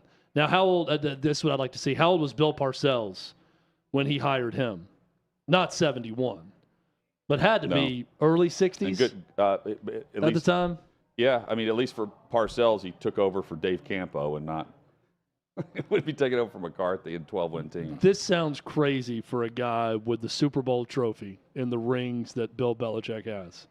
But I have a lot of questions about Bill Belichick as a coach right now in 2023. Yeah. He butchered the offensive coordinator situation a year ago. Couldn't get along with Brady at the end. Couldn't get along with Brady. Granted, Brady was bad too. He wasn't out there playing. In 2019, his numbers were 63% completion percentage or whatever. He wasn't out there playing Brady's position. Brady had a lot to do with it himself. He was bad. But if he gets forced out in New England, I think even Jerry Jones, who loves stars, would have a hard time saying, yeah, I'm going to bring on 72-year-old Bill Belichick to be the head coach. The Andy Reid thing, I just assume every year could be the last for Andy Reid. Yeah. At this point in his career, with all he's done, I feel like after every season ends, I'm on Andy Reid retirement watch at that point. So that headline does not surprise me in the least. And they're going for the back-to-back here. Chat, yesterday we had, who was it in the chat, do you remember, who brought up this topic? Because we were discussing quarterback on Netflix, which you've completed now, right? Yeah, it was a gentleman by the name of Royce. Royce, who asked, all time, who would you want featured for that one season on quarterback across the NFL for a Netflix Yeah, he type said, show? Regardless of decade, era, anything, if you could go back in time, this is not like, the primitive cameras of, the late 1950s you have to use. We're saying you can use high-definition Netflix cameras to come in and capture everything around a quarterback for a season. Who would the three quarterbacks be that we'd go with? We knew two of yours based on yesterday, but go through your list. Well, I changed mine. Okay. I kept two. Well, no, I did keep two of them. You're right, yeah. Go through yours and the thought process behind each one, because I do like your list. So when I initially answered, I went immediately with the crazy. Yeah. I went with nightlife, womanizing, hard drinking, great stories of parties. I kind of went that route. And then I took a step back and I thought, that would be fun to watch. That's definitely fun to watch and needs to be an element in my TV show. But I need to get at least one person that's got just enough intrigue and aura around them that you haven't seen a lot on, that it's mostly private, to be a part of this also. So I'm going with the first part of this, the crazy nightlife, king of the city type personality, Joe Namath in '68 with the Jets, their Super Bowl championship season. Super Bowl III, first AFL team to win it all, and the guarantee from Joe Willie Namath and him living it up in Manhattan for an entire season. Sign me up. I'm watching late 60s New York, the Jets, all of that. Love it. The other one is Ken Stabler, the Snake. 1976 That's a good one. is the year I'm going to with this. That was John Madden's Super Bowl team. I mean, you look up and down the roster of that team and the crazy characters on those Raiders teams, starting with the head coach and John Madden, and the crazy stories surrounding Kenny the Snake Stabler. I mean, so many great behind-the-scenes things you could see with Ken Stabler back in the day. Sign me up for that one. And finally, Hutton, Joe Montana. This was my choice of intrigue, a little bit of mystery, well thought of in all football circles. I want to know more about the guy. There was a big piece done, I want to say by ESPN in like the last 6 months, chronicling Joe Montana. It was done by Wright Thompson. Wrote a big piece on Joe Montana that it's very long, but very, very good. Joe Montana's won, and I picked his last Super Bowl championship, the 1989 49ers. That was this team that beat the Broncos 55-10 in the Super Bowl. And, I mean, that's Jerry Rice, John Taylor, Tom Rathman, Charles Haley was on that team with the 49ers. Probably some crazy things that could come out of that. Just that Roger Craig was on that 49ers team. Montana's last Super Bowl championship, 1990 season. I'm putting him on the show as well.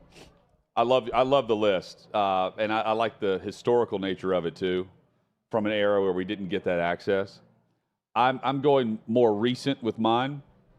By the way, I'd watch a docuseries now on Joe Montana. Sure, yeah. Just following around, going back in time and having him tell stories. I'm going with a more recent era, but one where we still didn't have this type of access. And I'm starting with Troy Aikman and the Dallas Cowboys. And pick your year, 93, 94, 96, the championship years. And it's more about the interactions within that locker room and the cliques within that locker room where you had so much craziness going on. Where, I mean, they had a White House, quote unquote, that players would go to for obvious reasons. And the on the field, off the field successes and failures. I think it would be fascinating to see how Aikman navigated all of that. There is and it's maybe not exactly the same, Chad. We were talking before the show.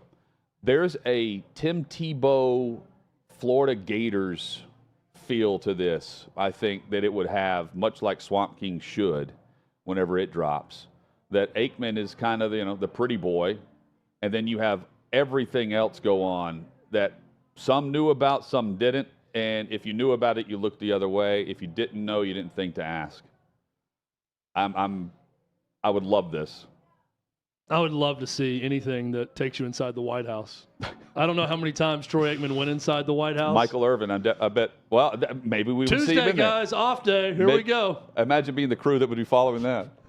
Just walking around the White House, seeing everything going on. I love this one because Troy Aikman did have that all-American boy type persona as a Dallas Cowboy. And I don't think that's necessarily true with him, but it would have been good to see behind the scenes of that team and the personalities around it. Number 2 for me, Steve Air McNair. The guy was country strong from Mississippi, didn't work out. Others had to go in the weight room and do certain things. McNair didn't. He developed his game into more of a passer during his career, and I'm specifically looking at the 99 season. But the man needed a beer before he would take the field for warm-ups. He also needed a nap from whatever he was drinking the night before. That would be unbelievable access that we will not get. And we didn't get that from that era from anyone, really. And the run to the Super Bowl through a new stadium and a franchise moving to Nashville, that would be awesome. Can you imagine what we know, Hutton, about Steve McNair and the things you just mentioned, but for a national audience to see that? Like if you could even just go back in time and we get lost footage of the 99 season and you see what McNair was up to on a regular basis and the shock and awe of people. Because what we know now, it's so pre-programmed. And going through all the injuries and playing through those too. All the personality has been nuked from the sport, and it all feels programmatic about how the week goes, about what guys say, what they put in their bodies, what they do. Steve McNair, I'm with you, would break the mold of that and would be fascinating and entertaining to watch. And some of the craziest things are what you're talking about, how dude was just naturally country strong. Yeah. I mean, he played football and practiced Did not work out outside of that. Didn't need to, and still got the job done. Yeah, if he went into the weight room, it wasn't for very long. And Joey Barranco is still with the franchise.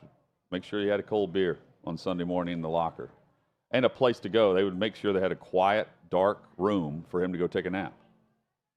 Insane. From whatever he was drinking, wine before the night before or whatever.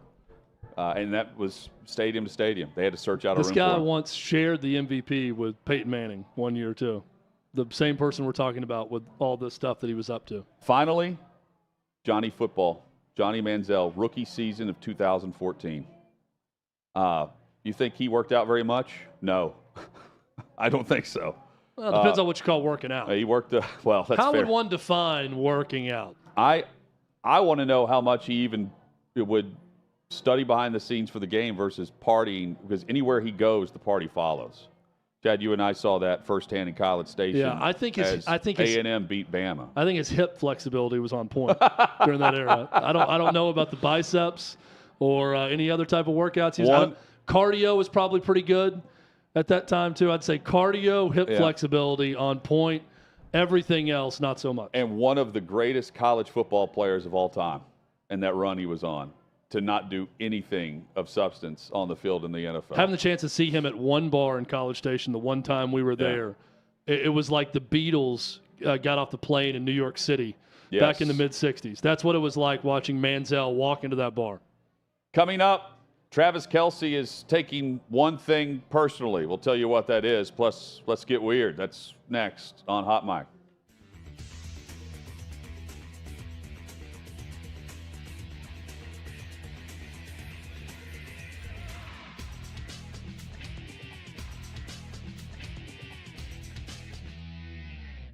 Hey, Davey Hudson of OutKick here. We are at SEC Media Days 2023 in Nashville, Tennessee. We're going to go talk to some players, see what they have to say. What's the best purchase you've made from an NIL deal so far? Tag watch right here. Far. Best purchase? I probably just give it back to my son for real. That's probably my best purchase every time. Man, paid my truck off. Definitely. A house. My wife and I bought a house, so that's been huge. Being able to save that money up and buy a house. This chain here. The best purchase?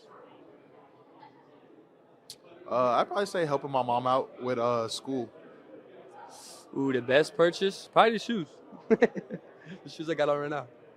The best purchase I made, well, the best NIL deal I've had is free steaks from Marksbury Farms, so keep me fed and beefed up. With it? Ooh, purchase? Probably a new golf bag. Or recently I played TPC Sawgrass this past weekend, and that was from I used that money from a deal I made, so that's up there too. Probably getting my sister through college, helping my family out a lot. That's probably my best purchase I've done. Best purchase? Probably my my mom and dad anniversary gift. The best purchase I've made? I got a yoga mat the other day, and that's helped me a lot. Just flexibility and everything like that, so probably that. Best purchase? My smile. Best purchase? I would say my best purchase was having my school supply drive. Landon, what is your favorite sports movie of all time? Remember the Titans for sure. Sport movie, I say Love and Basketball. That's my favorite. Got to be Remember the Titans for sure. Remember the Titans, and it's top movie ever. Probably Longest Yard. I'd probably say Like Mike with Bow Wow. Yeah. My favorite sports movie, Remember the Titans. Air Bud. Perfect answer, actually. I really don't know. I don't have one. Movie? I haven't seen many, but does Sandlot count? Favorite sports movie of all time? Probably Coach Carter. Ooh, sports movie. Probably The Express. Happy Gilmore. The Little Giants. Amari, what was your most favorite sports movie growing up? Remember the Titans. Barbie or Oppenheimer? Which one are you and the boys seeing first? I don't know the other one, but definitely not Barbie. Oppenheimer, gotta be. I'm not against the Barbie movie though. I tried to recommend it. I was shut down pretty fast. Oppenheimer. Come on now. You don't need to ask me that question. Oppenheimer looks good though. What's Oppenheimer? It's a movie about the atomic bomb. It's the big thing that comes out this Thursday. Yeah, probably that. Oppenheimer. Wait, what was the other one? Barbie or Oppenheimer? The opposite of Barbie. The opposite of Barbie. Yeah, so I'm not. We're going to see Oppenheimer and then follow with Barbie. Solid choice. I don't even know what Oppenheimer is. I don't want to see Barbie though. Oppenheimer, 100%. Oppenheimer. Oppenheimer. Say a little bit louder. Oppenheimer. Oh, we're going to watch both of them. Maybe on the same night. We'll probably watch. I think you got to watch Barbie first, just so you're not, Oppenheimer might be a little too intense. You know what I'm saying? So you warm up with Barbie and then you go to the Oppenheimer. The second one, Oppenheimer. Barbie or Oppenheimer? Which one are you and the boys seeing first? Barbie.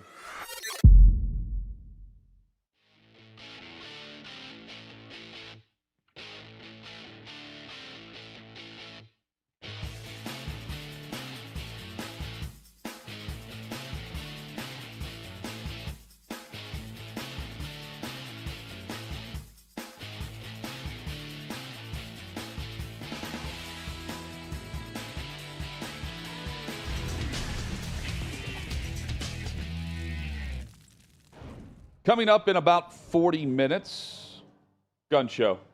Mike Gunzelman brings the energy into our OutKick studios here at 6th and Peabody with Yeehaw Beer and Old Smoky Moonshine. He's going to bring the energy. He's going to bring the heat.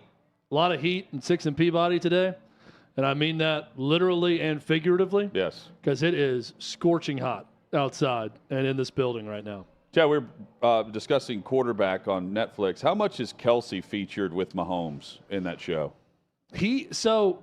More than any other teammate, because Mahomes, when he's celebrating, typically he's celebrating a touchdown pass to Kelsey. Yeah. So he's running to him, and you hear Kelsey interact with him through Mahomes' mic. He's not mic'd up. They do have a behind-the-scenes deal where he goes on the Kelsey Brothers podcast. So he's there with him. So the answer is more than any other Chiefs player, you're going to get a sense of Travis Kelsey with Mahomes. You mentioned the podcast, the New Heights show, the New Heights podcast.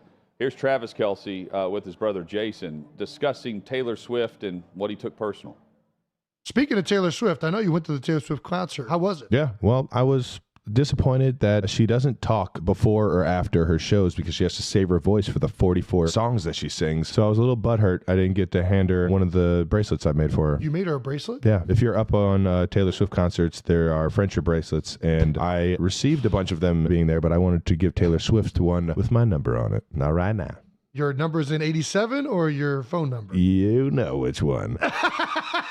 She doesn't meet anybody, or at least she didn't want to meet me, so I took it personal. She probably just hasn't gotten over the Super Bowl yet. She's a big Eagles fan. Maybe she just made something up and just didn't want to talk to you. Damn it. Love Kelsey. Yeah. Love that. Love that he used his opportunity, tried to at least. And I kind of like that he takes it personally. Took it personally that she wouldn't speak to him, even though she doesn't speak to anyone. Like Michael Jordan. You and I were thinking about Michael Jordan. Here's MJ from The Last Dance. All I needed for him to do that, and it became personal with me. That's MJ on Competition. I saw there's like a 2-minute 45-second clip of all 10 parts of that docuseries, The Last Dance, and every time he says, I took it personal. And it's got the description of the story and how he ends it with, and that was personal to me. And I took it personal. And it was just titled, MJ Takes Things Personally.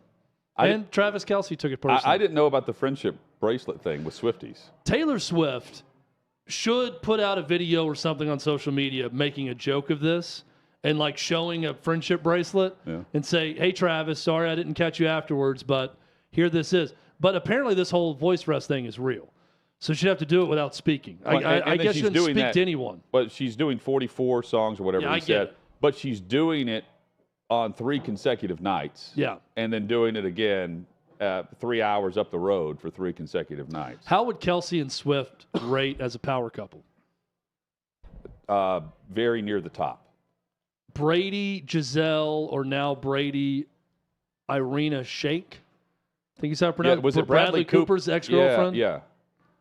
You'll know how to pronounce the name better than me. I would say Kelsey Swift is bigger than that. And it's because of Taylor Swift. Yes. Brady bigger than Kelsey, but Swift way bigger than Giselle or Irina Shayk.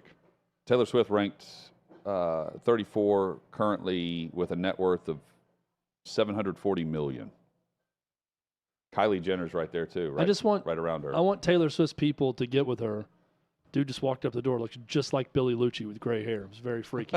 Looking right in here. That was scary. Someone else can vouch when they look back. I thought it was Billy for a second. The TikTok app. And I looked at him. He's looking right through my soul as I looked at him, staring me right in the eyes. That was the strangest thing ever.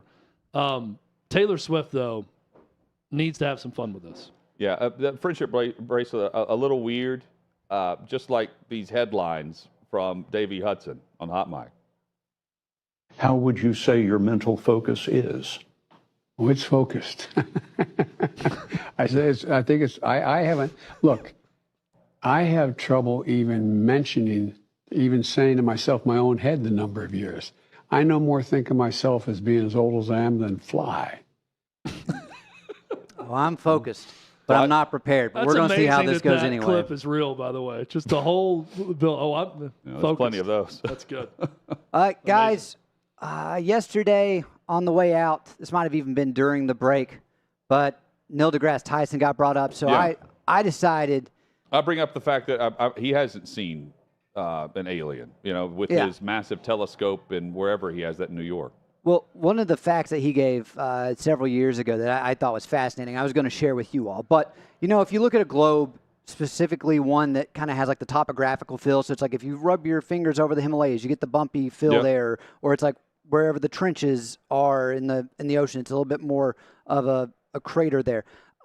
So the best way to look at this is if you were to take Earth and you were to shrink it down to the size of a cue ball, it would be the smoothest cue ball ever machined.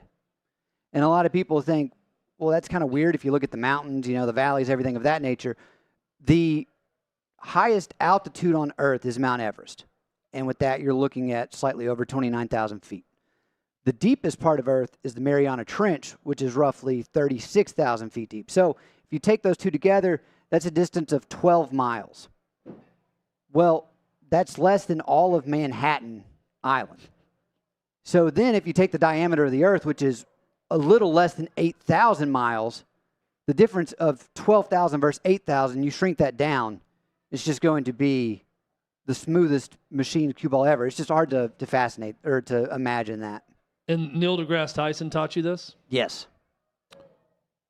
Neil deGrasse Tyson, by Key and Peele, on how he gets out of arguments with his wife, is a great comedy bit. It's a good one. It's hard not Davey, we're always learning with you. I love these facts. Okay. Well, speaking of mountains, so this is just another one. This was not taught to me by Neil, but everyone thinks, you say, oh, what's the tallest mountain on the earth? Everybody's going to point to Everest.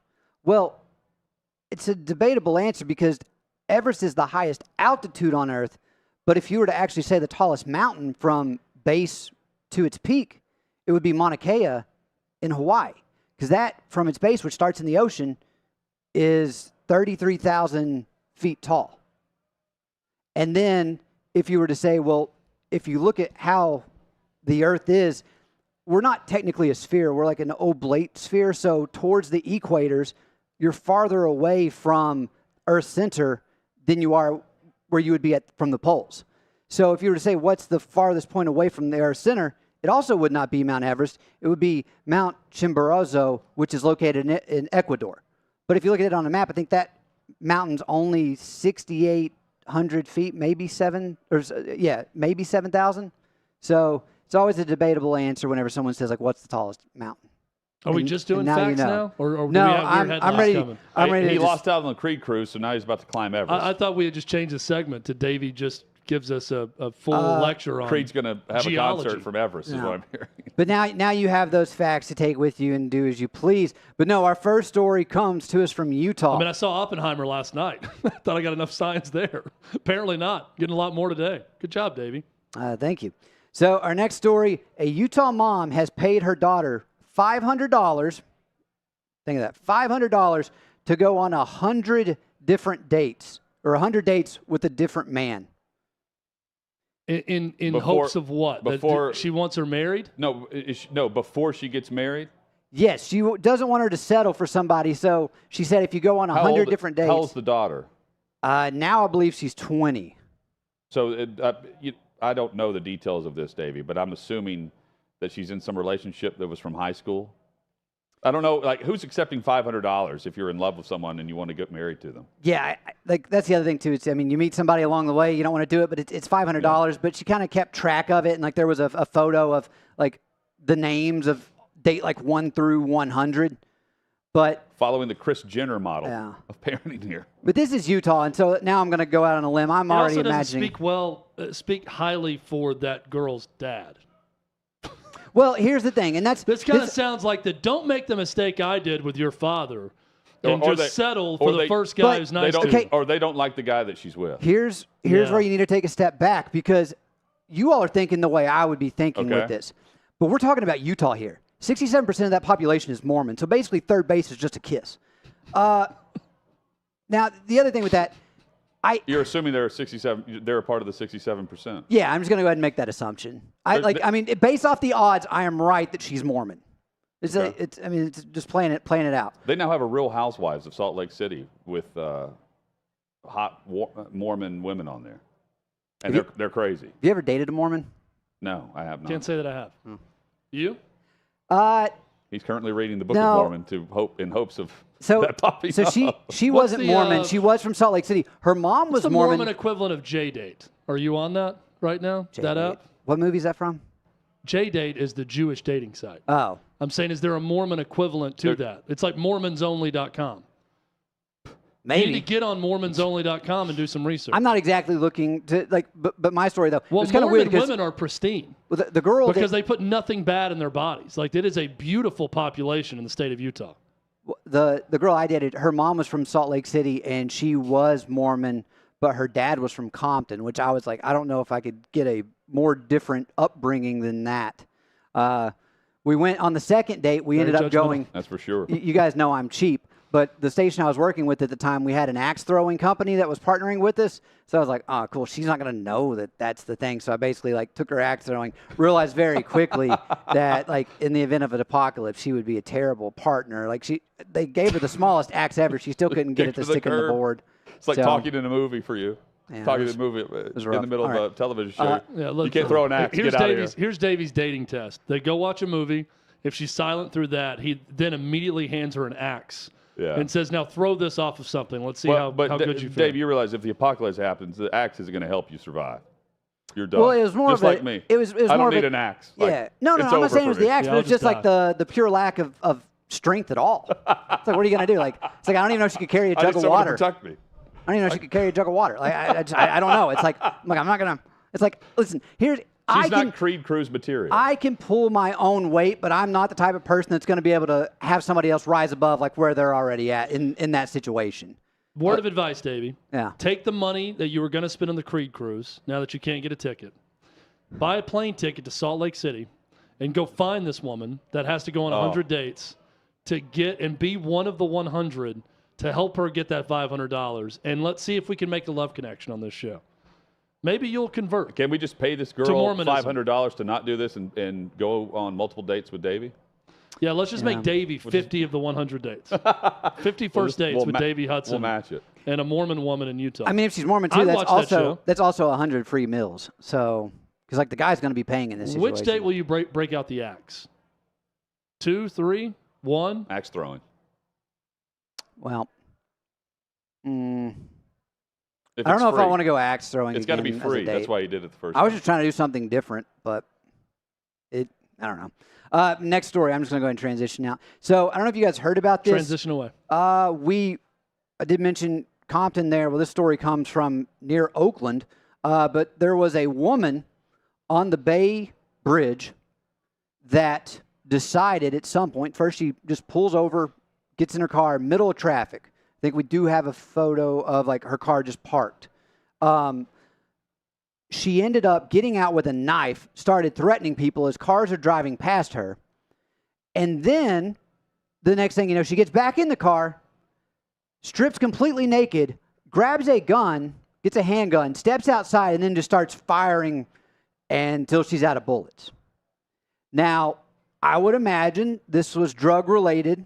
We don't exactly know, but I feel like, again, your odds are higher than the family being Mormon in Utah. Higher than 67%. Yes. So, but you just never know what's going to happen at 5 o'clock on a Tuesday on the Bay Bay Bridge is the moral of the story. Chad, based on traffic here, Maybe sometimes you feel like doing that. Yeah, You like me? I've seen a couple nude people running around close to this facility here, so that's nothing new. I just I'm gonna get out of I'm gonna take my clothes off now and then pull the gun. That's just an interesting step to take. That's mental instability. Knife to nude to gun. Yeah. Not just knife to gun and then evading the authorities, but I'm going to get naked also. I bet she could throw an axe, naked. though, David.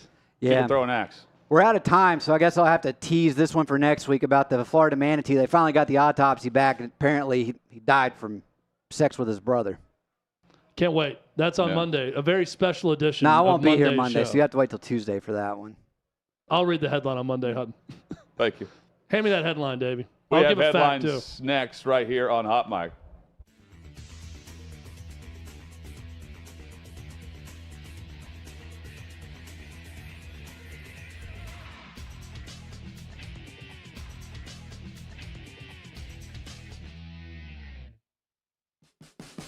What you're experiencing is the bold taste of a Southern legend. Old Smoky Moonshine and Whiskey, authentic Tennessee mountain-style spirits. We believe in crafting flavors that were born from tradition but defy expectation, and pioneering a new experience with every sip. Because if it doesn't do this, it ain't this. Old Smoky Moonshine and Whiskey. Come on.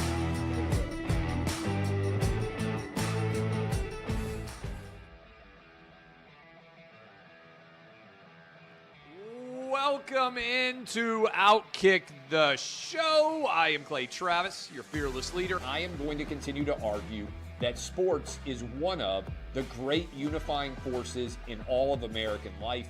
ESPN is a sinking ship. Democrats are now the party of the white, woke college graduate.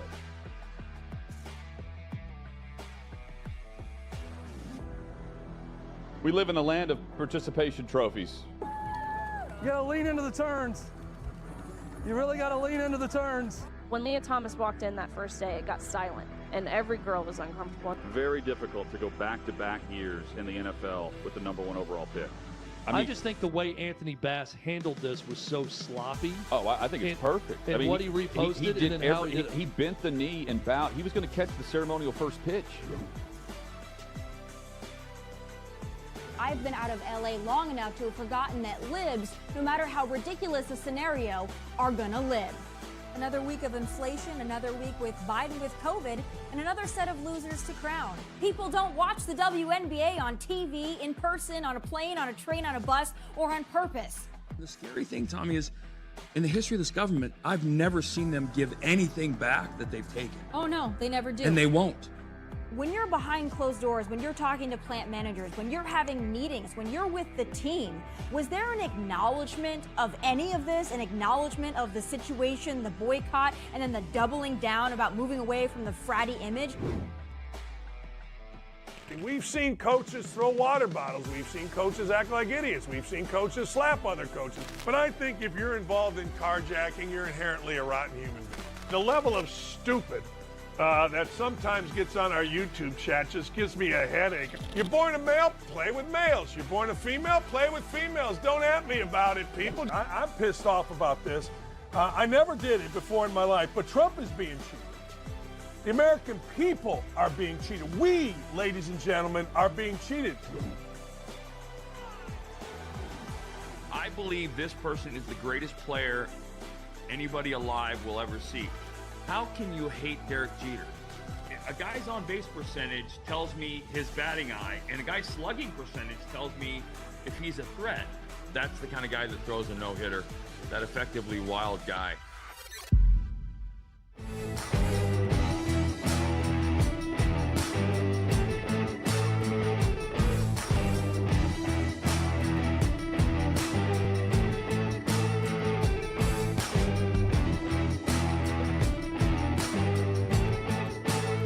Old Smoky Moonshine and Whiskey, a bold taste of a Southern legend.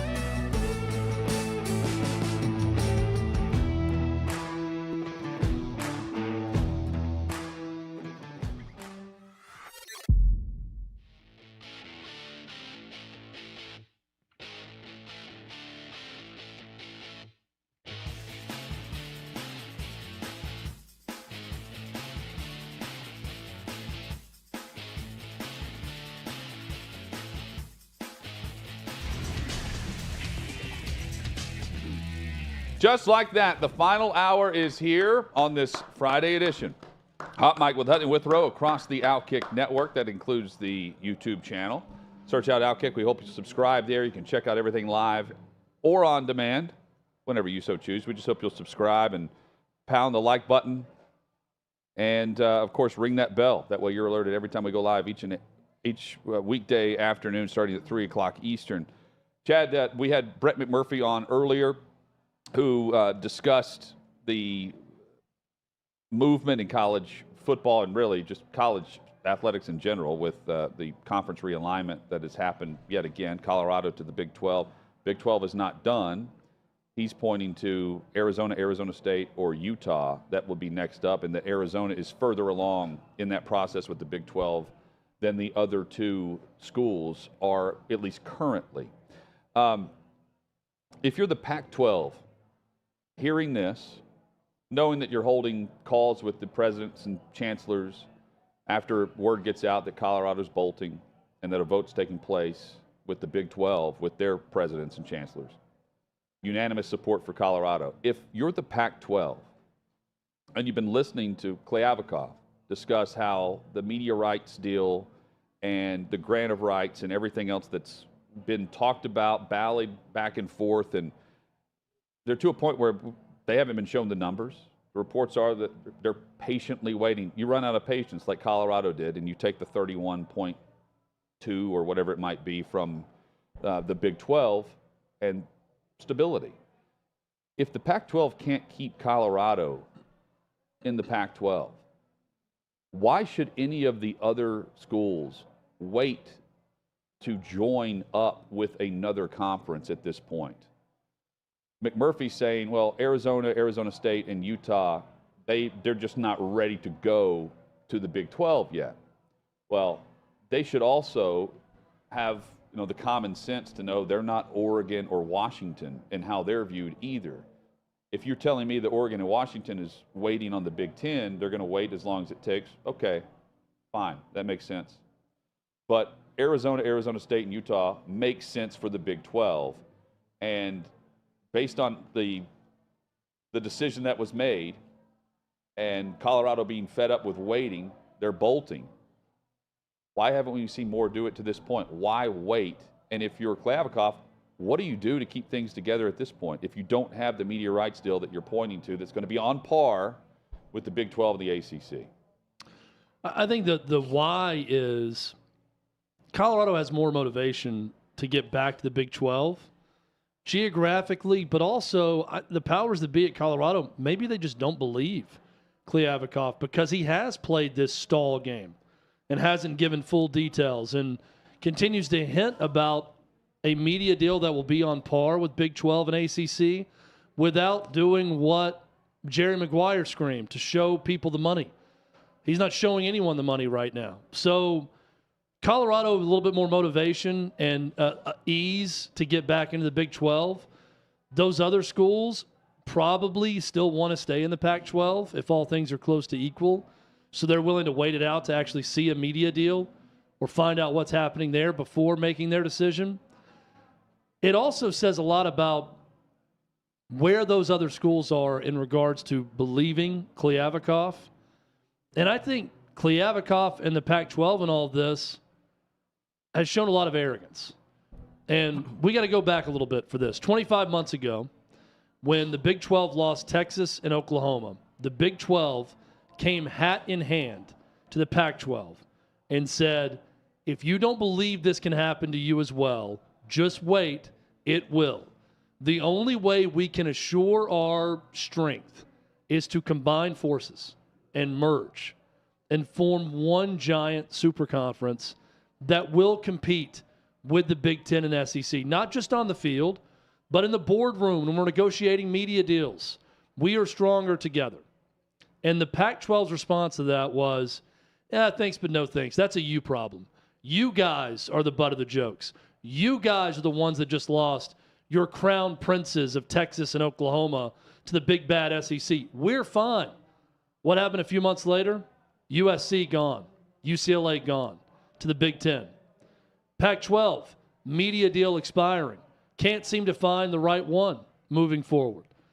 Now we're in a situation where this week they lose Colorado.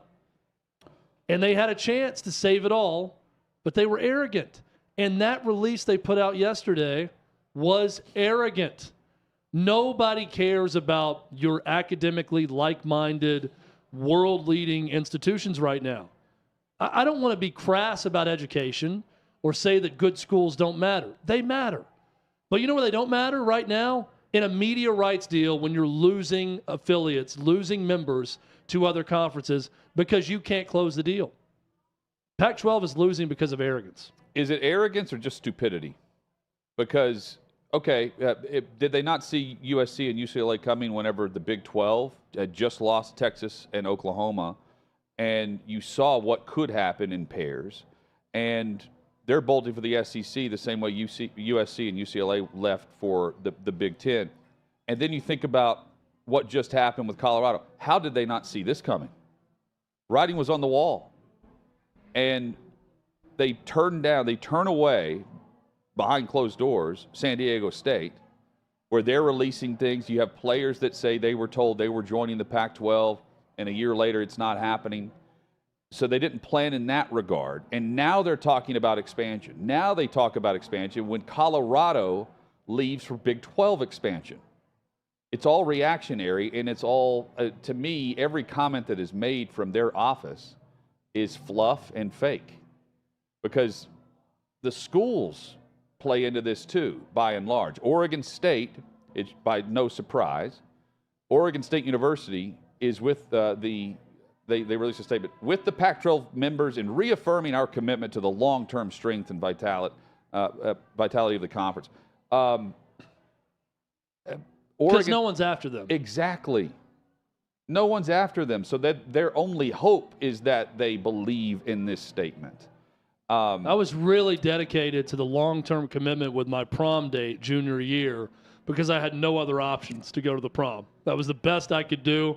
And I just want to put in writing that to that young woman, I'm very, very committed to us going to the prom together simply because I had no better options. That in summary, is what Oregon State is saying. It's easy to put out a statement like that when you've got no better options. And with this statement, they have Scott Barnes, their athletic director, again, Oregon State, not Oregon, putting out this statement that tells us they have no idea about the media deal. The school and the program trusts that the Pac-12 will secure a media rights deal that will strongly benefit the institutions that are remaining loyal to this conference. All of us at Oregon State will continue to work hard and diligently continue the long-term membership and success of our athletic department at a national level. Trusting at this point, at this point you just have to trust that Klavikov's going to tell you what offers are out there because they haven't seen any of the numbers. It's just, it's arrogance, but it's also just, lipstick on a pig.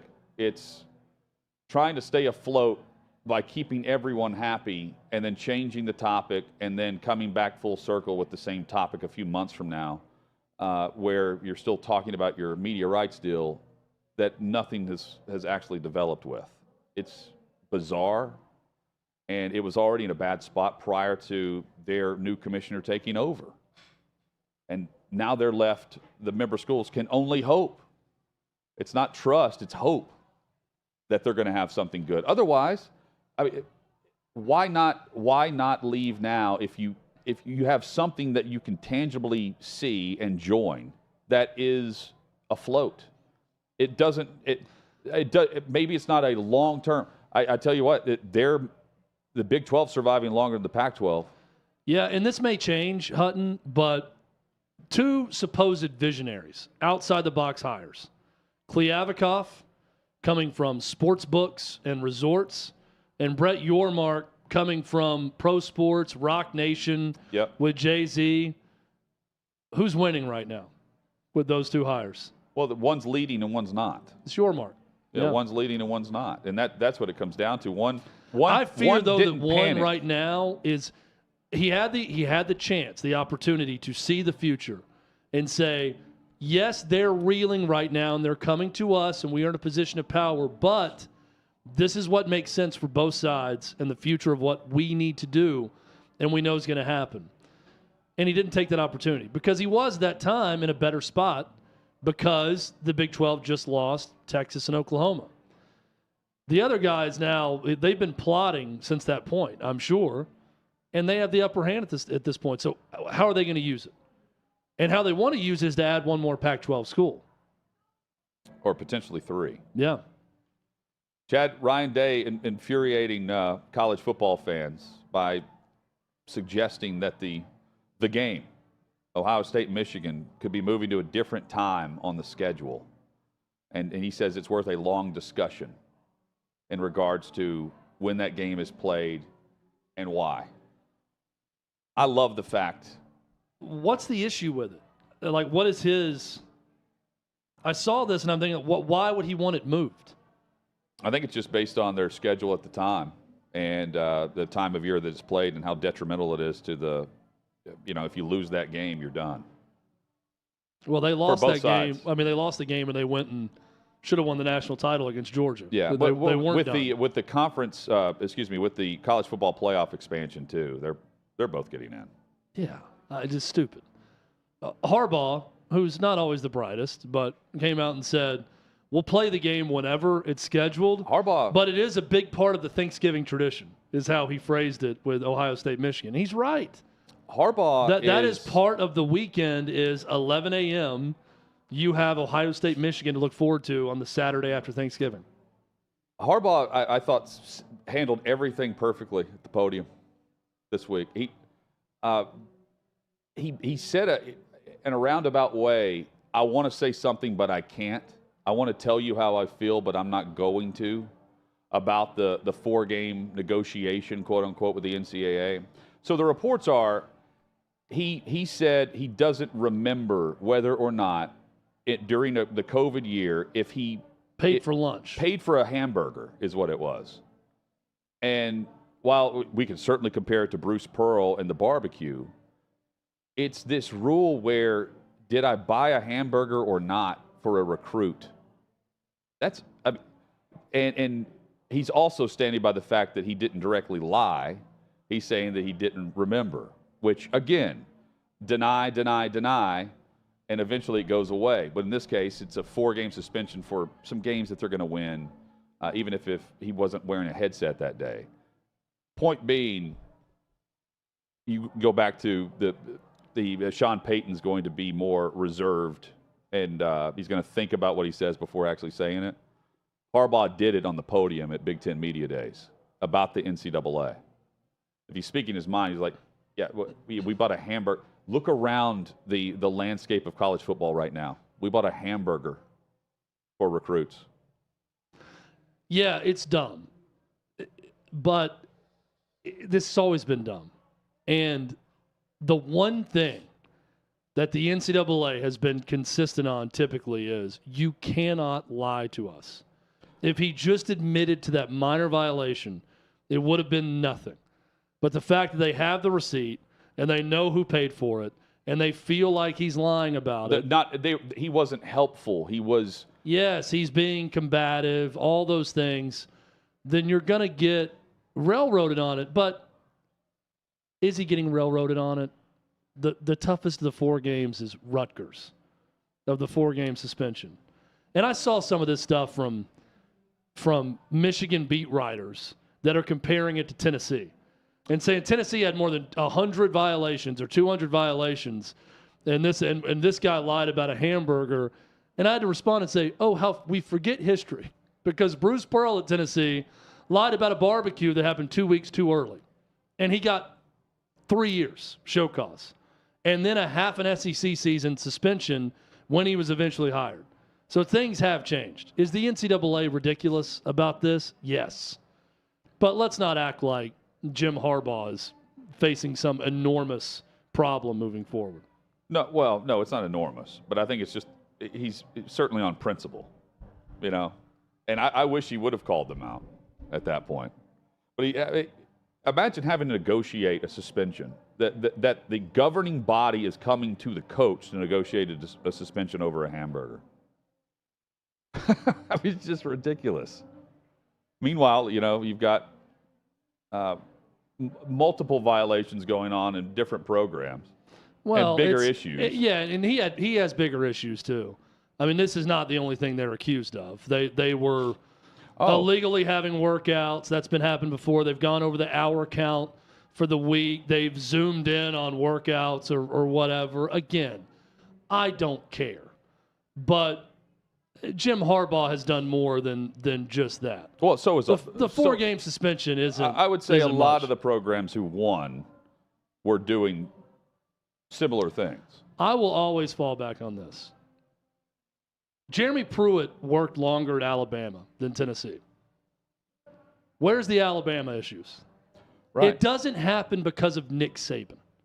And Right. because Nick Saban buttons everything up and he knows how to work it, and Nick Saban is respected by the NCAA and pretty much everyone else. When you are someone that is not respected and you do something stupid, they will find you. But when you get on the right side of that, the NCAA, the media, anything, you're mostly protected. Mostly.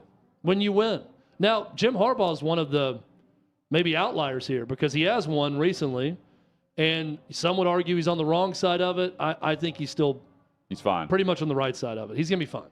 He's fine. Ryan Day's trying to move the game. Ryan Day's trying to have a September outing against Michigan now for some reason. Coming up, he's shook. Gun Show. Mike Gunzelman joins us. That's next right here on Hot Mic with Hutton and Withrow across the OutKick Network.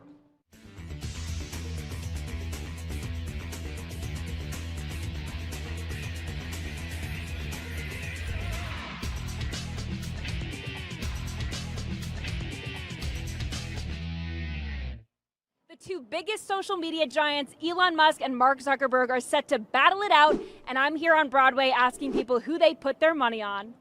Mark Zuckerberg or Elon Musk, they're going to fight each other. Who do you think's going to win? I think Mark's got him. Really? Yeah. Why do you think that? Because he's a man. Okay, and Elon Musk isn't. Oh, well, of course, he's got money. Okay. He's got money. Money, well, money's money. Elon Musk or Mark Zuckerberg in a fight? I don't know. I'm going to go with Musk. Why? It just seems like he's a little bit younger, a little bit smarter. You just got a good feeling about him? I got a good feeling. Elon Musk or Mark Zuckerberg? Musk. Why? He trains. That guy's going to beat his But Mark Zuckerberg is actually training jiu-jitsu for 9 months. Not happening. Not Elon Musk all day. Elon Musk. Why do you think? He has no soul. I mean, I think he's definitely just going to no holds barred. Elon Musk. Why do you think that? I don't know. I feel like he's stronger and smarter. Oh, Elon Musk. All the way? Why? All the way. He's an animal. Think about it. Mark Zuckerberg's been training for 9 months jiu-jitsu. You think Elon Musk can take him? Yeah, I think he could take him. Elon, that oh God, stop playing with Elon. Elon really do this out here, for real. I hope Elon Really? Why do you think so? got better ideas. Zuckerberg's like 5'7", 155. Musk is 6'1", 190. But Zuckerberg's been training jiu-jitsu for 9 months. Elon Musk or Mark Zuckerberg, who's going to win in a fight? Oh, Elon Musk. No doubt. Why do you think so?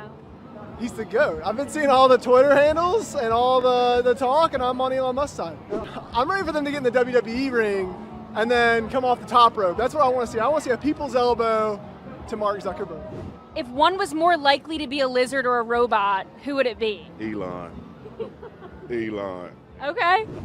I think Mark Zuckerberg will win. Why do you think that? Because I think he already trains MMA. So he's got like the prior experience and stuff. I mean, they're both billionaires, so they have the opportunity to get the best training. But I think Mark Zuckerberg will pull away with the win. Elon Musk. Why do you think so? Because he's bigger. Bigger, okay, but Mark Zuckerberg's been training jiu-jitsu for 9 months. Do you think that matters? No. Zuckerberg, he's part alien or robot, so he may have some secret powers that we don't know about. I was going to say, is that an advantage? Does he have an advantage over Elon Musk then? Yeah, I mean, if he, sheds his skin and becomes an alien and eats everyone, yeah, I think so. Elon Musk is mental, so Elon Musk. All it is just he's mental. He's mentally crazy, so. He just wouldn't care, would he? Okay. He'd just absolutely go for it. I think Zuckerberg would be a bit more refrained. Okay. If that should ever happen, which I doubt, but you never know, it'd be entertaining. Elon Musk or Mark Zuckerberg? Elon Musk. Why? Because my dad is in love with Elon Musk. Okay. I think I'm going to have to go with Zuckerberg. I mean, Threads just came out, so. Who do you think would win? Zuck. Why do you think so? Because he's not a real human. He's a robot. So he'll use that to his advantage. Yeah, and all the Krav Maga stuff too. Yeah. Yeah. Who do you think would win in a fight, Mark Zuckerberg or Elon Musk? Elon Musk.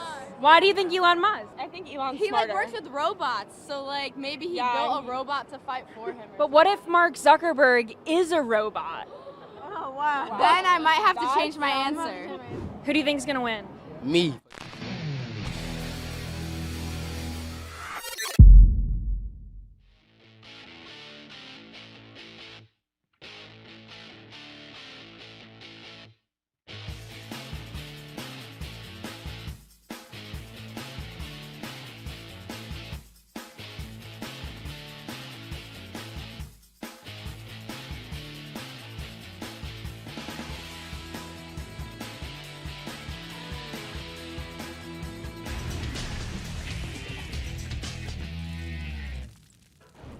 Sixth and Peabody is where you can find Old Smoky Moonshine, Yeehaw Beer. Hot Mic with Hutton and Withrow across the OutKick network rolls on. OutKick.com is where you can find the Gun Show. Mike Gunzelman joins us in studio as we get to the weekend. Good to see you. What's up, fellas? Let's go. Definitely feels like a weekend, It's, right? It is the weekend's about to officially begin in about 40 minutes, my friend. You're going to a Jimmy Eat World concert. It's just like every other weekend for guns. It's always something. Jimmy Eat World tonight, although I was telling you guys, 50 Cent is at Bridgestone. You know when something is so random that you're like, you know what, I kind of want to go see. It's like, when would I ever see 50 in my life, right? And you said Ludacris also? Yeah, like it's a stacked lineup. It's just him with like these old rappers. Love it. Busta Rhymes?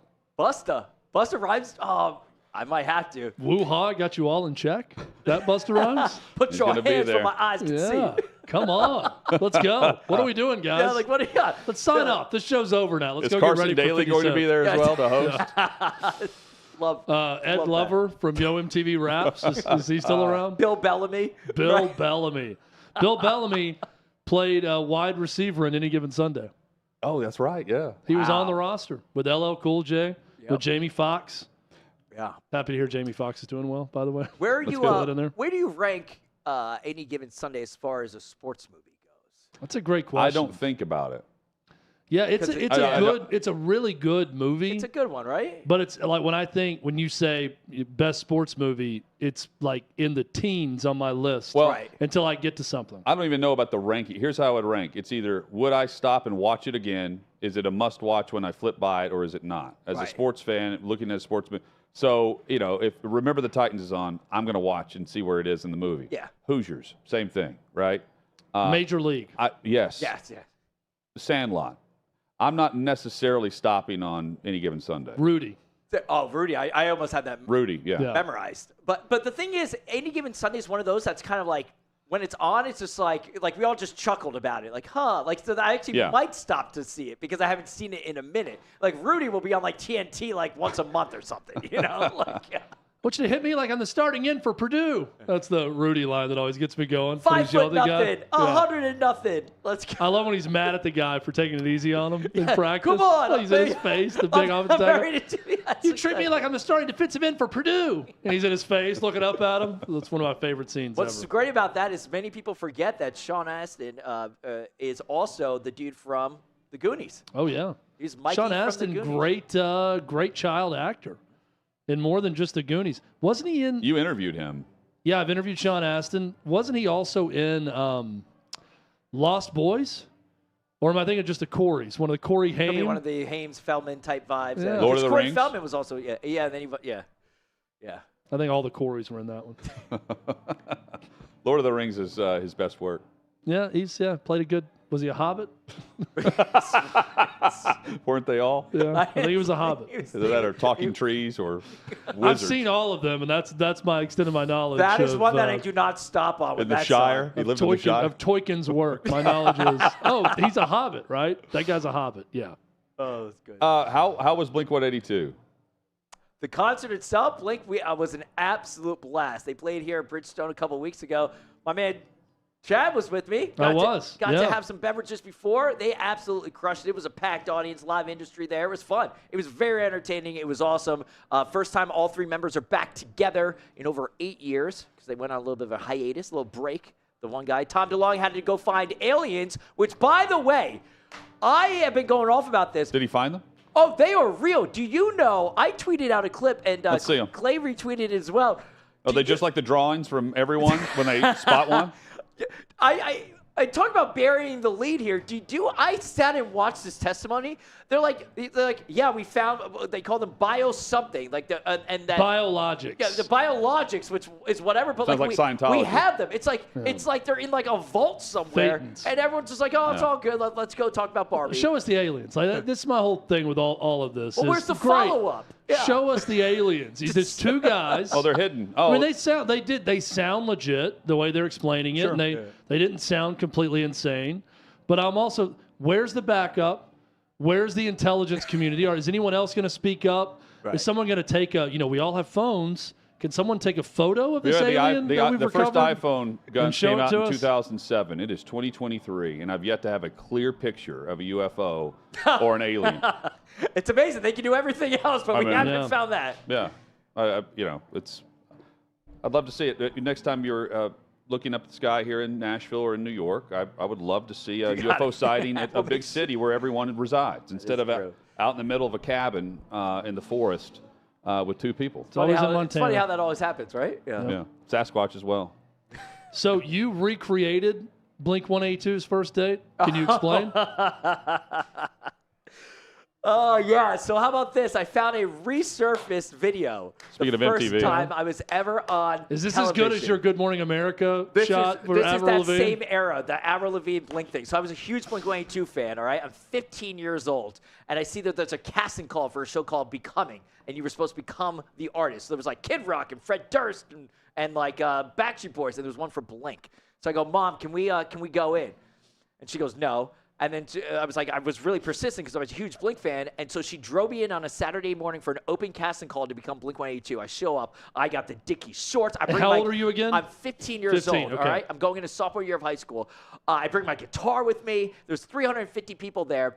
I ended up winning. I became one of the groups, and then it became a whole 2-month process of going in. They gave me a lip ring. We did the airbrush tattoos. We went in for wardrobe. We were with Matt Pinfield. He did a full day rehearsals with Matt Pinfield. Great. All in for a live show. You went on Loveline. I love that we talked about Bill Bellamy, Ed Lover, and look Matt at that. Pinfield. Look at this. Live show. I won, and then I recreated the first date video, and that's me up there. Let's go. This is Well done. awesome. The fake mustache. The whole deal. If that was a real mustache at 15, I would give you massive props. Yeah. If you could grow that Definitely type of fake. stash. I crushed it. Half the audience was people that skipped high school that day, and they came in, and it was so much fun. And that kind of launched my career. A lot of those people, the casting people, were freelance, and then they started Much Music Infused, and that's how I started doing more on-air TV stuff, all from that thing where I'm recreating Tom DeLonge from Blink. This was the genesis of Guns, is what we just witnessed, was him with a fake stash on this MTV show Becoming, where he was pretending to be Blink-182. Look how into it these fake fans are. They gave you a lip ring as part of it? Yeah, I was in Catholic school. I had to get permission because you can't have that. Can't have any earrings or anything in Catholic school. So I got. Did you have to take it out to go to Catholic school? Well, I was able to keep it in because it would have closed. But yeah, I had to get permission for it, all that thing. And I was 15 years old. Everybody else is 18 plus. What was your mom's response to this? It's mortified. Yeah, she was she definitely did not think I was going to win, but I show up and it's funny because I didn't have any TV training, I didn't have anything, but I always say this when people go for hey Guns, do you have any advice about doing on-air stuff or whatever for career? And I go, always go the extra mile. So when I showed up, I brought a guitar, I wore his hat, I wore his, I went full on, so they were like, this kid rules. We don't care if he's 15. They're like, that's awesome. You're still basically the same size. Yeah, too. you never. Lucky. I don't know. Yeah, you'll have to be the judge. Our audience will have to be the judge. But lucky you. I feel like everything's the same. Health-wise, you're exactly the same size. You haven't gotten any bigger. Just going straight through. That got me most likely to become famous though in high school. That was my superlative. Oh, no doubt. You've hit a home run. You there. were on MTV in high school. Yeah, I was. You do want to talk about Were chicks? you? Was this an all-boys Catholic school? Absolutely not. I would never. Okay. So how did this help your street cred in your high school when you came back? What's up, baby? I'm on TV. What's good? You know. And then they were it You're worked. in. Yeah. Who else is on? You know, were you on MTV as a sophomore in high school? Hey, Celeste, I think my rerun of my episode of Becoming is airing tonight at 1 a.m. Should we stay up and watch it after we watch Titanic for the 15th time? Then we can watch me on MTV. Yeah, right before Undressed. Is that the line? Undressed. This is TRL era too. This is the last. I'm pretty sure I destroyed MTV after this. Yeah, I was Jersey the Shore last came good on like the thing. next season Yeah, after this. and then it was all downhill. They were like, we got guns up there, dressed as a Blink-182 remake. We're done. I think they went straight from this show to Laguna Beach. This was the same producers. I love Laguna Beach. Yeah. Don't mess with Laguna Cavallari. Beach or the Kristen Hills. Cavallari. Well, the Hills was the follow-up. Yeah, Hills was a follow-up. I watched Laguna Beach. I've seen episodes of the Hills, but Laguna Beach was my jam. Oh man. Did you watch any of those, Guns? Big LC fan. I was Team LC rather Same. than Kristen Cavallari for LC Laguna and Low. Beach. Yeah, absolutely. Yeah. We were discussing this earlier. The Swifties and Travis Kelce. He wanted to give a friendship bracelet to her with his number on it. Right. And she doesn't speak before or after the shows for voice rest. So he didn't get the invite, and no one did. But he took it, personally. He said, "I'm taking that personally." You saw the story about her breaking the sound record in Seattle. So the previous record was the beast mode touchdown in 2011 by Marshawn Lynch. Yes. Yep. They call it the Beast Quake. Yes. And that's the loudest it's been until when? Until this past weekend earlier, so not obviously today's Friday, so last weekend, 2 shows, Taylor Swift measured on the seismic, the Richter scale, 3.2. Taylor Swift, the psycho, lunatic, crazed-ass Swifties, set an earthquake in the city of Seattle. Now, unfortunately, it didn't wipe out downtown Seattle. Everyone okay, but they need to redo Seattle, let's be honest. But just because of the filth, the crime, everything, you all know what I'm saying out there. But 3.2 on the Richter scale. These lunatics went. Insane. How do you, what do you do? That is wild. All from Swifties. And the same seismologist that figured out this one also was around for Marshawn Lynch, like you said, in 2011. Now, that's when he scored the touchdown. Of course, it was the wild card game against the Saints. Crowd went absolutely nuts because it was a wild play. And they always say that Seattle, that stadium is going to be loud anyway. It's they always built for that. Yeah, do they pump in crowd noise, all that stuff? A lot of times it was real. And people were like, oh, it's got to be fake. Sometimes, you know what I mean? Like, they were like, there's no way this could be that loud. It was so loud, it was too loud. Yeah. It sounded fake. If we could get 70,000 15-year-old guns to attend a Blink-182 concert in that stadium in Seattle. To the moon. I really think the whole place, the cacophony of sound, would just crater the entire stadium. And it would fold up on itself. If we could get just clone 15-year-old you at a Blink-182 show, it would be unbelievable, the sound. You know what? I linked to an article in my post. I linked to another article in my article about the Taylor Swift thing, and there was a story. You want to talk about hell on earth? There was a delayed plane with a bunch of Swifties on it, and they started all singing Taylor Swift out loud for a long time. And I'm like, oh, that could be annoying. After knowing that they set a freaking earthquake record for the city of Seattle that they measured, that, my friends, is hell on earth. And it's not even the songs. That's the bad part about thinking about that. It is the high-pitched, screams, off-pitch way in which they're singing the songs. There's always somebody out there that thinks they can sing. That bothers me. A lot of it's tears. not. A lot of people think Her they songs can sing, are good. They're good pop songs. She's made a lot of good pop music. But hearing that many, the octaves at that level of the screaming, shuddering teeny bopper girls screaming those songs is just, it curdles my blood. On an airplane, think about it. right? Just like, Chad's going to have to sing along soon with the car. It's getting close to that era. Unbelievable. Oh, I was singing along.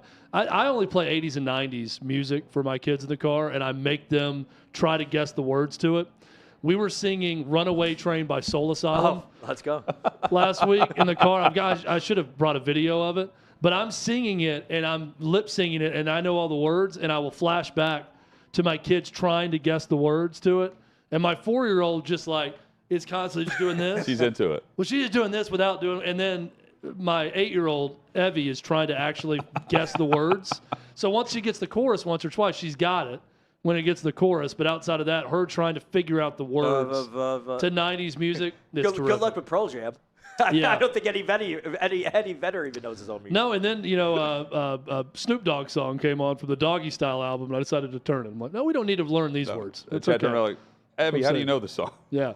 Hey, Evie. You're way too accurate. It's a great tune by the name of Lottie Dottie. Let's see if we can lip sing this together. Yeah, it's great. I'll send the video to our crew here so we can play it. Guns, final minute here. Why is Musk rebranding Twitter to no X? idea. What's the value in X? It's almost like he's deliberately sabotaging his company. I've argued both ways. I'm like, part of me thinks he wants it to fail, so that way, there's some sort of financial bailout or something. There's no reason for him to keep doing this. Nobody asked for X. It's like, oh yeah, dude, go X me. Like what? What are you talking about? Nobody's going to use that language, and it's beyond frustrating because here I am, I was one of the people that's like, yo, he's going to push free speech, blah blah blah blah blah. But he keeps doing so many stupid mistakes. Does he think that Zuckerberg's going to get this first or something? Again, Well, what's interesting about everything else, so Elon's made so many mistakes. He's fired half his IT crew. There's no PR department. You cannot get a response from Twitter. We've tried for multiple things. When you email them, they send you a poop emoji. I kid you not. They sent us poop emojis for comments. That's what he does. The point is, get this, Zuckerberg it's really weird. already has the copyright and trademark and brand rights for X. So get ready for a lawsuit. Nobody even you think you would have Googled that beforehand. Poop emoji, Elon. though, in response is better than shadow banning. Shadow banning. Yeah. Unreal. Good to see you. Look, 182. What you know? Guns, you're the man. On a Friday. Hot Mic rolls on next.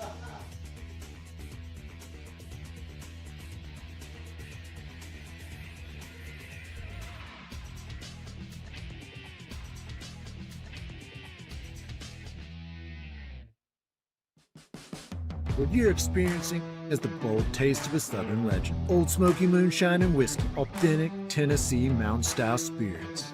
We believe in crafting flavors that were born from tradition but defy expectation, and pioneering a new experience with every sip. Because if it doesn't do this, it ain't this. Old Smoky Moonshine and Whiskey. Come on.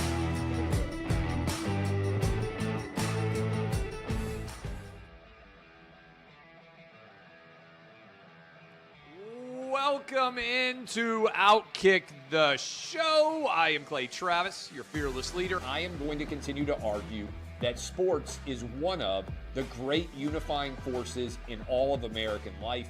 ESPN is a sinking ship. Democrats are now the party of the white, woke college graduate.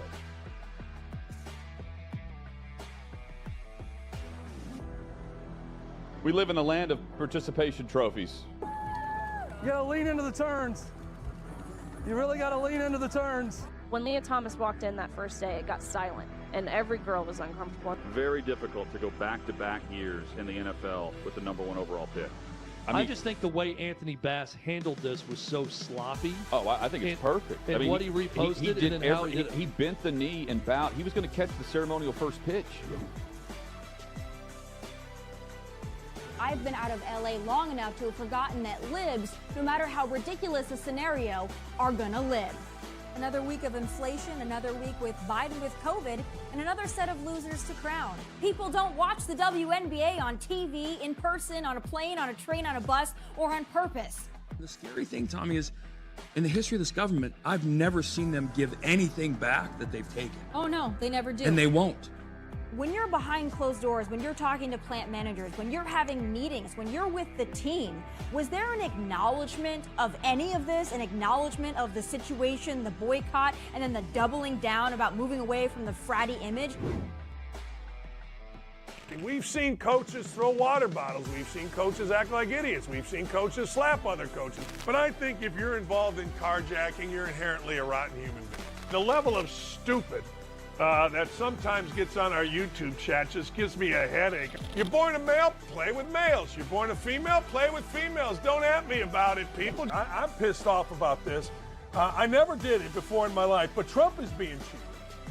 The American people are being cheated. We, ladies and gentlemen, are being cheated. believe this person is the greatest player anybody alive will ever see. How can you hate Derek Jeter? A guy's on-base percentage tells me his batting eye, and a guy's slugging percentage tells me if he's a threat. That's the kind of guy that throws a no-hitter, that effectively wild guy.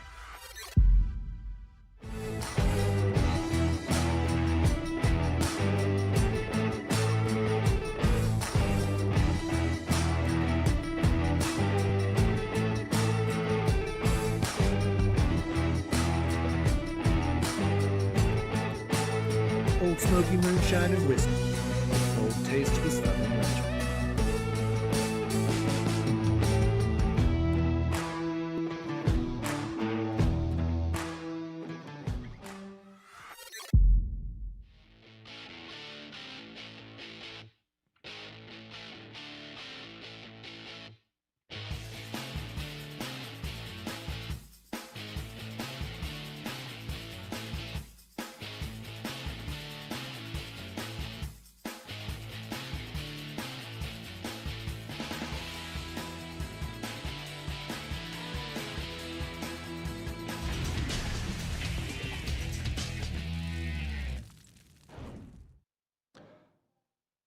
Headed into the weekend, Hot Mike with Hutton and Withrow across the OutKick Network. 6th and Peabody, our location, with Yeehaw Beer and Old Smoky Moonshine. Chad, we discussed last week when all the running back commotion was happening. Saquon Barkley at that point had not signed a 1-year, $11 million contract in a restructured version of the franchise tag. Josh Jacobs was threatening to hold out. Now he is. And Tony Pollard has signed his franchise tag, and he's happy to do so as now the bell cow in Dallas. Melvin Gordon was on the Kay Adams podcast with FanDuel. Up and Adams is the name of the podcast, and had this to say about the position itself, and if he could go back and change positions, what he would do. Would you have changed positions? Like if you could have done it again? No, right? Hell yeah. Stop. What position? If I could, Well, don't downplay your career and what you did in this. I'm not gonna downplay it, but I definitely would. I definitely would switch my positions for sure. To what? For sure. I probably go like probably play corner or safety. But then you got to run backwards, Melvin. That's not fun for anybody. Nah, it is definitely one of the hardest positions, if not the hardest position on the field. But, they get paid good. They take less hits. They don't really, worry about too much. They're not having conversations about not getting paid enough if you're a good enough player. And I think you just get to live out your dream a little bit longer. I think our shelf life is, because of how they look at us, is shortened. So, their dream get to last longer. So it's bigger than the money too. It's just your opportunity to play a lot longer. You just have an opportunity to play a lot longer and live out your dream a little longer than backs do. So I was posing the question to Jim Nagy at SEC Media Days when he joined us, who runs the Senior Bowl.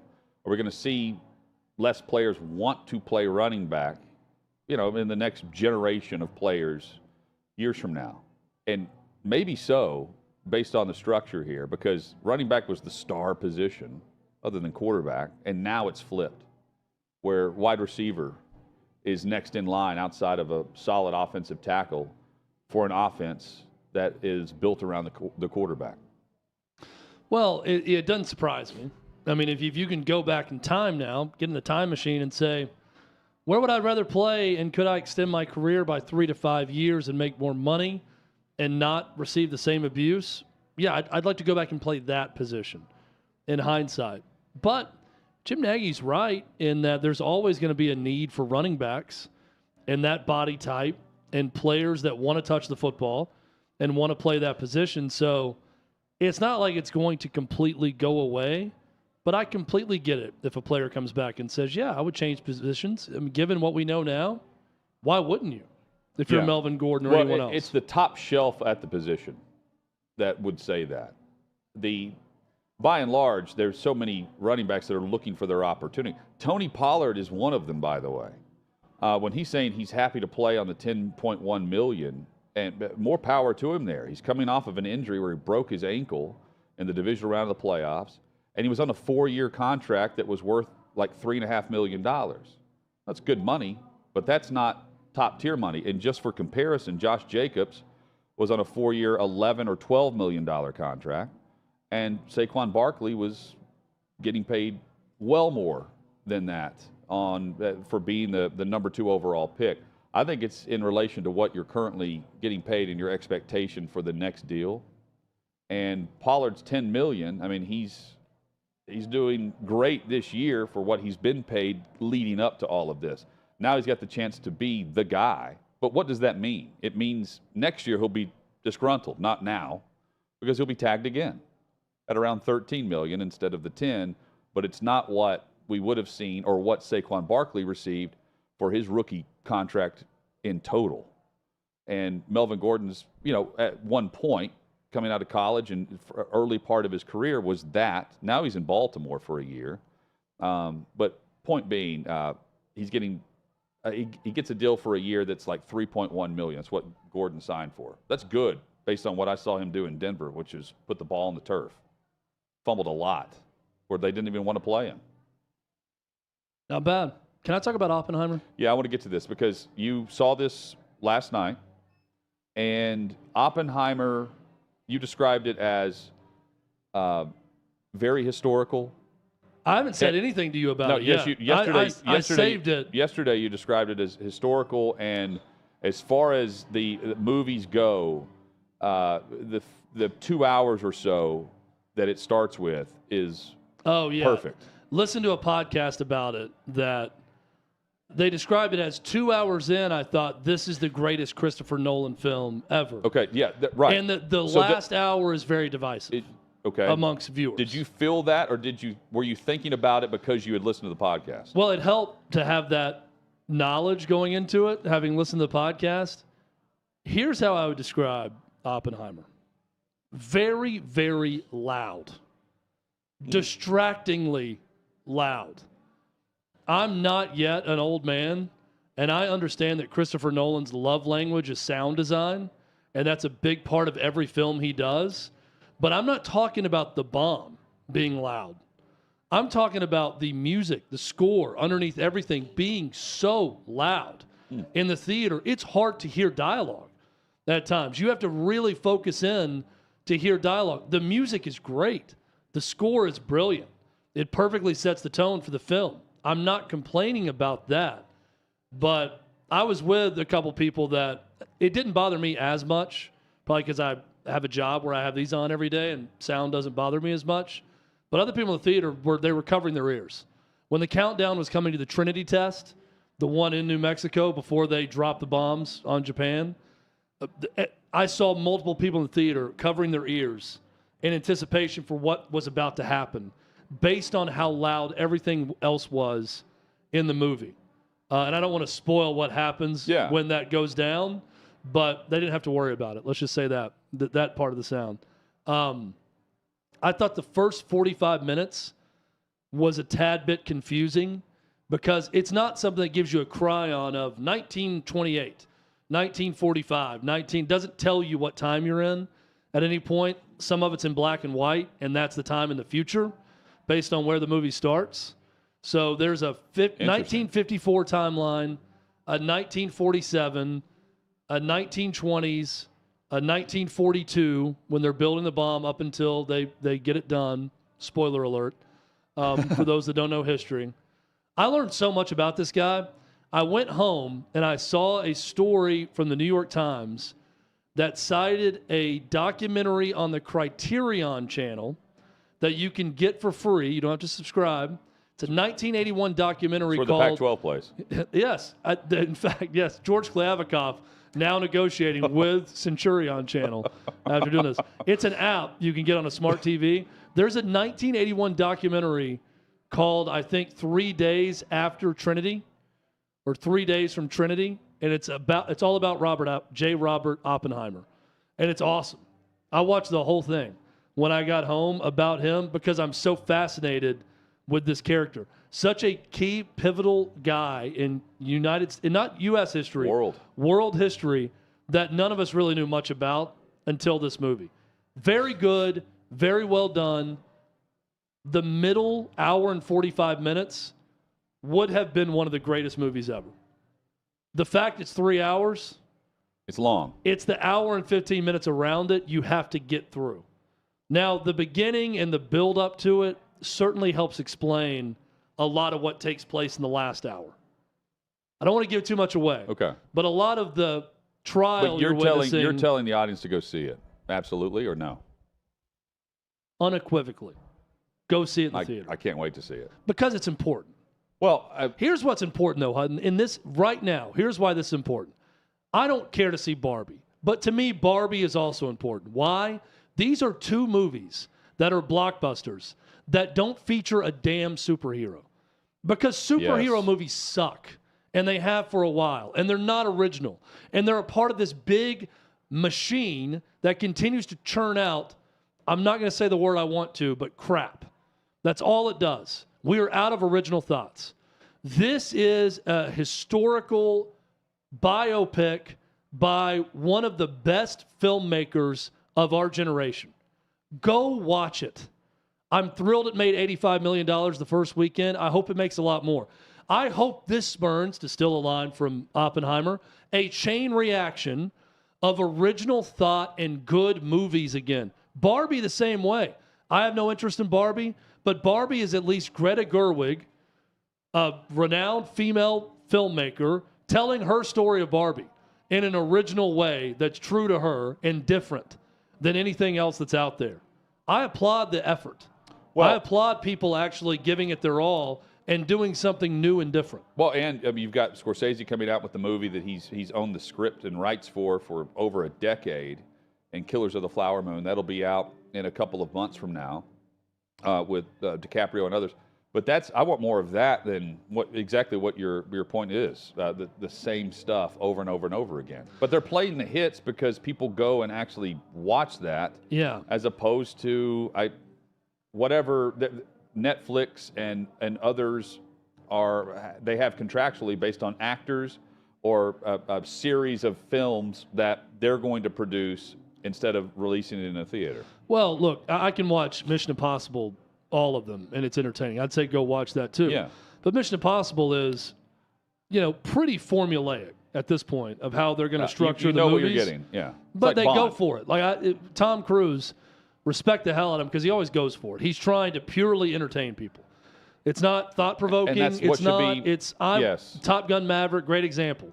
I'm here for the thrills and to purely entertain the masses. I'm not picking a side. This is not a Republican or Democrat movie.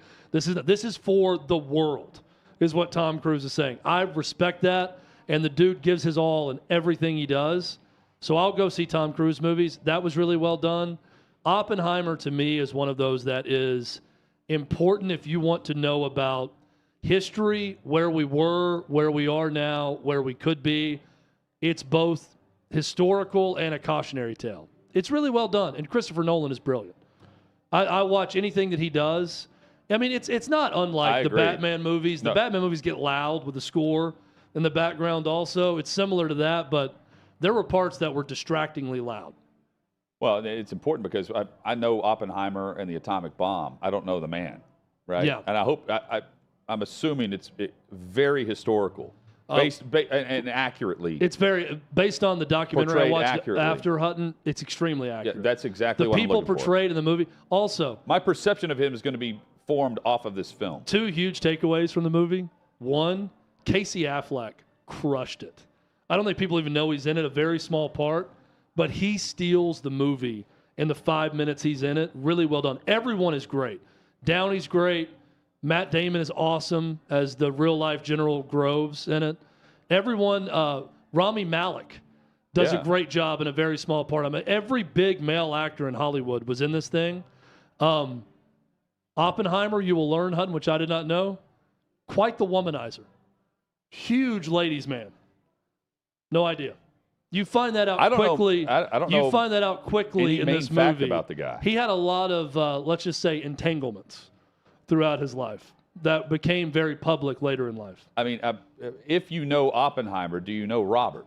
You see what I'm saying? He was. You just know him by the last name. You'll love it. I don't want to say anything else because This is one you should watch. You go see it again with in me? the theater? Maybe. I'm going to go see Mission Impossible again so my dad can watch it. Next week we're going to go see. We're going to catch a matinee together to see Mission Impossible again.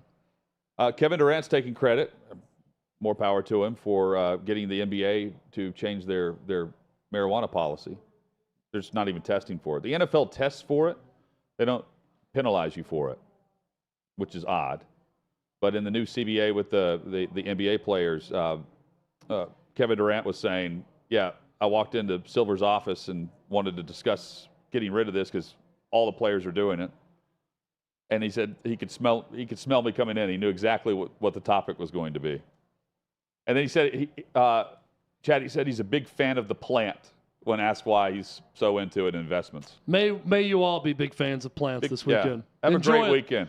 However you enjoy things, enjoy your weekend. Hot Mike with Honey Withrow, 3 o'clock Eastern Monday.